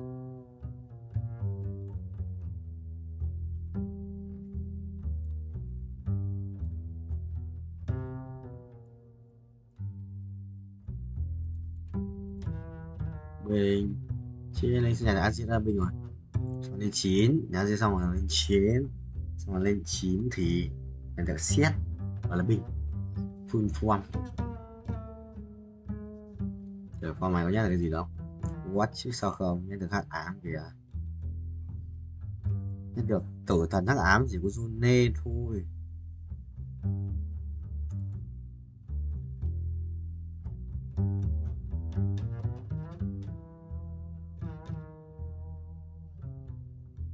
Rồi anh sẽ bay một chỗ ác quỷ nhỉ. Mèo mèo mèo mèo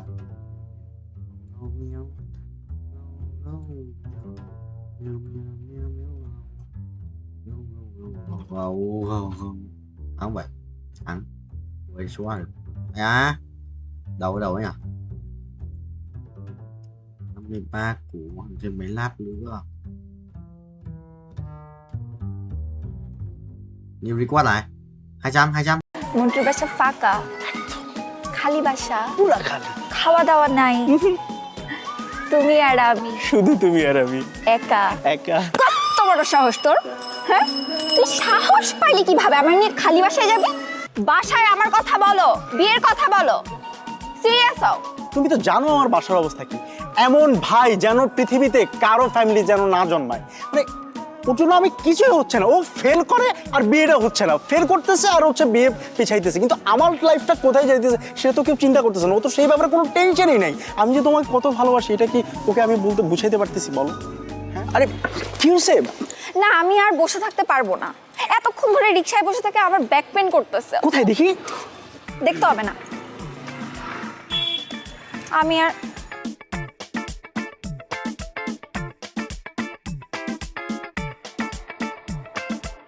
আচ্ছা আশ্চর্য ব্যাপার তোমার back pain হয়েছে তুমি আমাকে personally বলবা সেই জায়গায় তুমি রিকশাওয়ালার সামনে বলছো ব্যাপারটা কেমন না তো কি হয়েছে দেখি দেখতে হবে না আমি বাসায় যাবো আমার বাসার সামনে দিয়ে আসো বাসায় যাওয়া মানে কি আমরা বের হয়েছি কতক্ষণ বেবি আমরা অল্প কতক্ষণ হয়েছে মাত্র 2 ঘন্টা হয়েছে আমরা বের হয়েছি আজকে আমরা সারাদিন ঘুরবো খাওয়া দাওয়া করবো তারপর হচ্ছে মন্টুদের বাসায় যাব তারপরে আমরা যা হওয়ার তা করবো মানে বাসায় যাবো আর কি আবার মন্টুর বাসায় কেন ও ওই যে আসলে হয়েছে কি ওই যে মন্টুদের ম্যাচের মধ্যে আজকে বিরাট আয়োজনে খাওয়া দাওয়ার ব্যবস্থা করা হয়েছে বুঝছো তা আমাকে বললো যে তুই আসিস এখন আমি তো একা যেতে পারি না তুমি ছাড়া আমি কীভাবে যাবো বলো তাই তো খাওয়া দাওয়া করবো আর কি করবো তারপর ধরো ওই যে মানে একটু বসলাম আড্ডা দিলাম গল্প করলাম থাকে না এই আর কি হ্যাঁ খাওয়া দাওয়া করবো আড্ডা দিব বিশ্রাম নিব বাট তুমি আমাকে কি বলছিলা জানো কি মন্টুরা ট্যুরে গেছে বান্দরবন তোমারও যাওয়ার কথা ছিল কিন্তু যেহেতু তুমি আমার সাথে দেখা করবা আমাদের একটা ডেটের প্ল্যান হয়েছে দ্যাটস ওয়াই তুমি যাইতে পারো নাই এখন আমার মন্টুর বাসায় দাওয়াতটা বুঝলাম না বলছিলাম না আসলে মানে আমি না ভুলে যাই সবকিছু বুঝছো মানে তুমি সামনে থাকার পর না আমি সবকিছু আউলে যাই মনে থাকে না আর কি হ্যাঁ আর তুমিও পিছলাই যাও হ্যাঁ না না কিছু বলি না কি বলবো কিন্তু মানে ব্যাপারটা হচ্ছে কি আমার না একটা জিনিস নিয়ে খুব মন খারাপ হচ্ছে মানে স্ট্রবেরিটার কথা শুনে না খুব মন খারাপ হতেছে কি মানে মানে স্ট্রবেরি যে স্ট্রবেরি কি চকলেট মানে তোমার জন্য চকলেট বলতে ললিপপ তোমার জন্য দুটো মানে স্ট্রবেরি ফ্লেভারের চকলেট আনছিলাম তো ওগুলোর কথা না খুব মনে পড়ছিল মানে থ্যাংক ইউ ওয়েলকাম শোনো এসব ভাওতাবাজি বাদ দিয়ে কাজের কাজ করো বাসায় আমার কথা বলো বিয়ের কথা বলো সিরিয়াস হও তুমি তো জানো আমার বাসার অবস্থা কি এমন ভাই যেন পৃথিবীতে কারো ফ্যামিলি যেন না জন্মায় মানে ওর জন্য আমি কিছুই হচ্ছে না ও ফেল করে আর বিয়েটা হচ্ছে না ফেল করতেছে আর হচ্ছে বিয়ে পিছাইতেছে কিন্তু আমার লাইফটা কোথায় যাইতেছে সেটা তো কেউ চিন্তা করতেছে না ও তো সেই ব্যাপারে কোনো টেনশনই নাই আমি যে তোমাকে কত ভালোবাসি এটা কি ওকে আমি বলতে বুঝাইতে পারতেছি বলো হ্যাঁ অনেক প্রবলেম না খুব প্রবলেম আমার কাছে একটা সলিউশন আছে কি সলিউশন চলো আমরা পালাই বিয়ে করে ফেলি দেখো তোমার বাসায় প্রবলেম আছে আমার বাসায় অনেক প্রবলেম আছে বাট আই এম সিরিয়াস এসব বাসার প্রবলেম এত পাত্তা দিলে চলবে না পালাই বিয়ে করে ফেলি বেবি তোমাকে আমি এই কারণে এত লাভ করি তোমার ইন্টেলেকচুয়াল হাইট এত বেশি যে কোন দিন জানি তোমার সাথে থাকতে থাকতে আমার হাইটটাও 6 গিয়ে পৌঁছে যাবে 6 কি ফিট ইঞ্চ নাকি সেন্টিমিটার না না ফিটই তো ফিট ও মন্টু বাসায় নেই তাই না? না না, বাসায় নাই তো। তাহলে মন্টুর বাসায় আমরা যাবো কিভাবে? কারণ চাবি আছে তো আমার পকেটে। চাবি? হ্যাঁ। মন্টুর বাসা ফাঁকা, খালি বাসা, পুরা খালি, খাওয়া দাওয়া নাই, তুমি আর আমি, শুধু তুমি আর আমি, একা একা। কত বড় সাহস তোর! হ্যাঁ, তুই সাহস পাইলি কিভাবে আমার নিয়ে খালি বাসায় যাবি? তুই কি মনে করছস আমাকে বলবি যে চলো আমরা খালি বাসায় যাই, তোর সাথে আমি ফুরফুর করে চলে যাব? ঠিক আছে, না গেলে তো আর কিছু করার নাই। পিছলাইতেছ না? আসলে তুমি না আমাকে নিয়ে সিরিয়াস কিনা আমি সেটাই বুঝি না। আমি বাসায় একা একাই যাচ্ছি, আর তোরে ললিপপ তুই খা খা খা।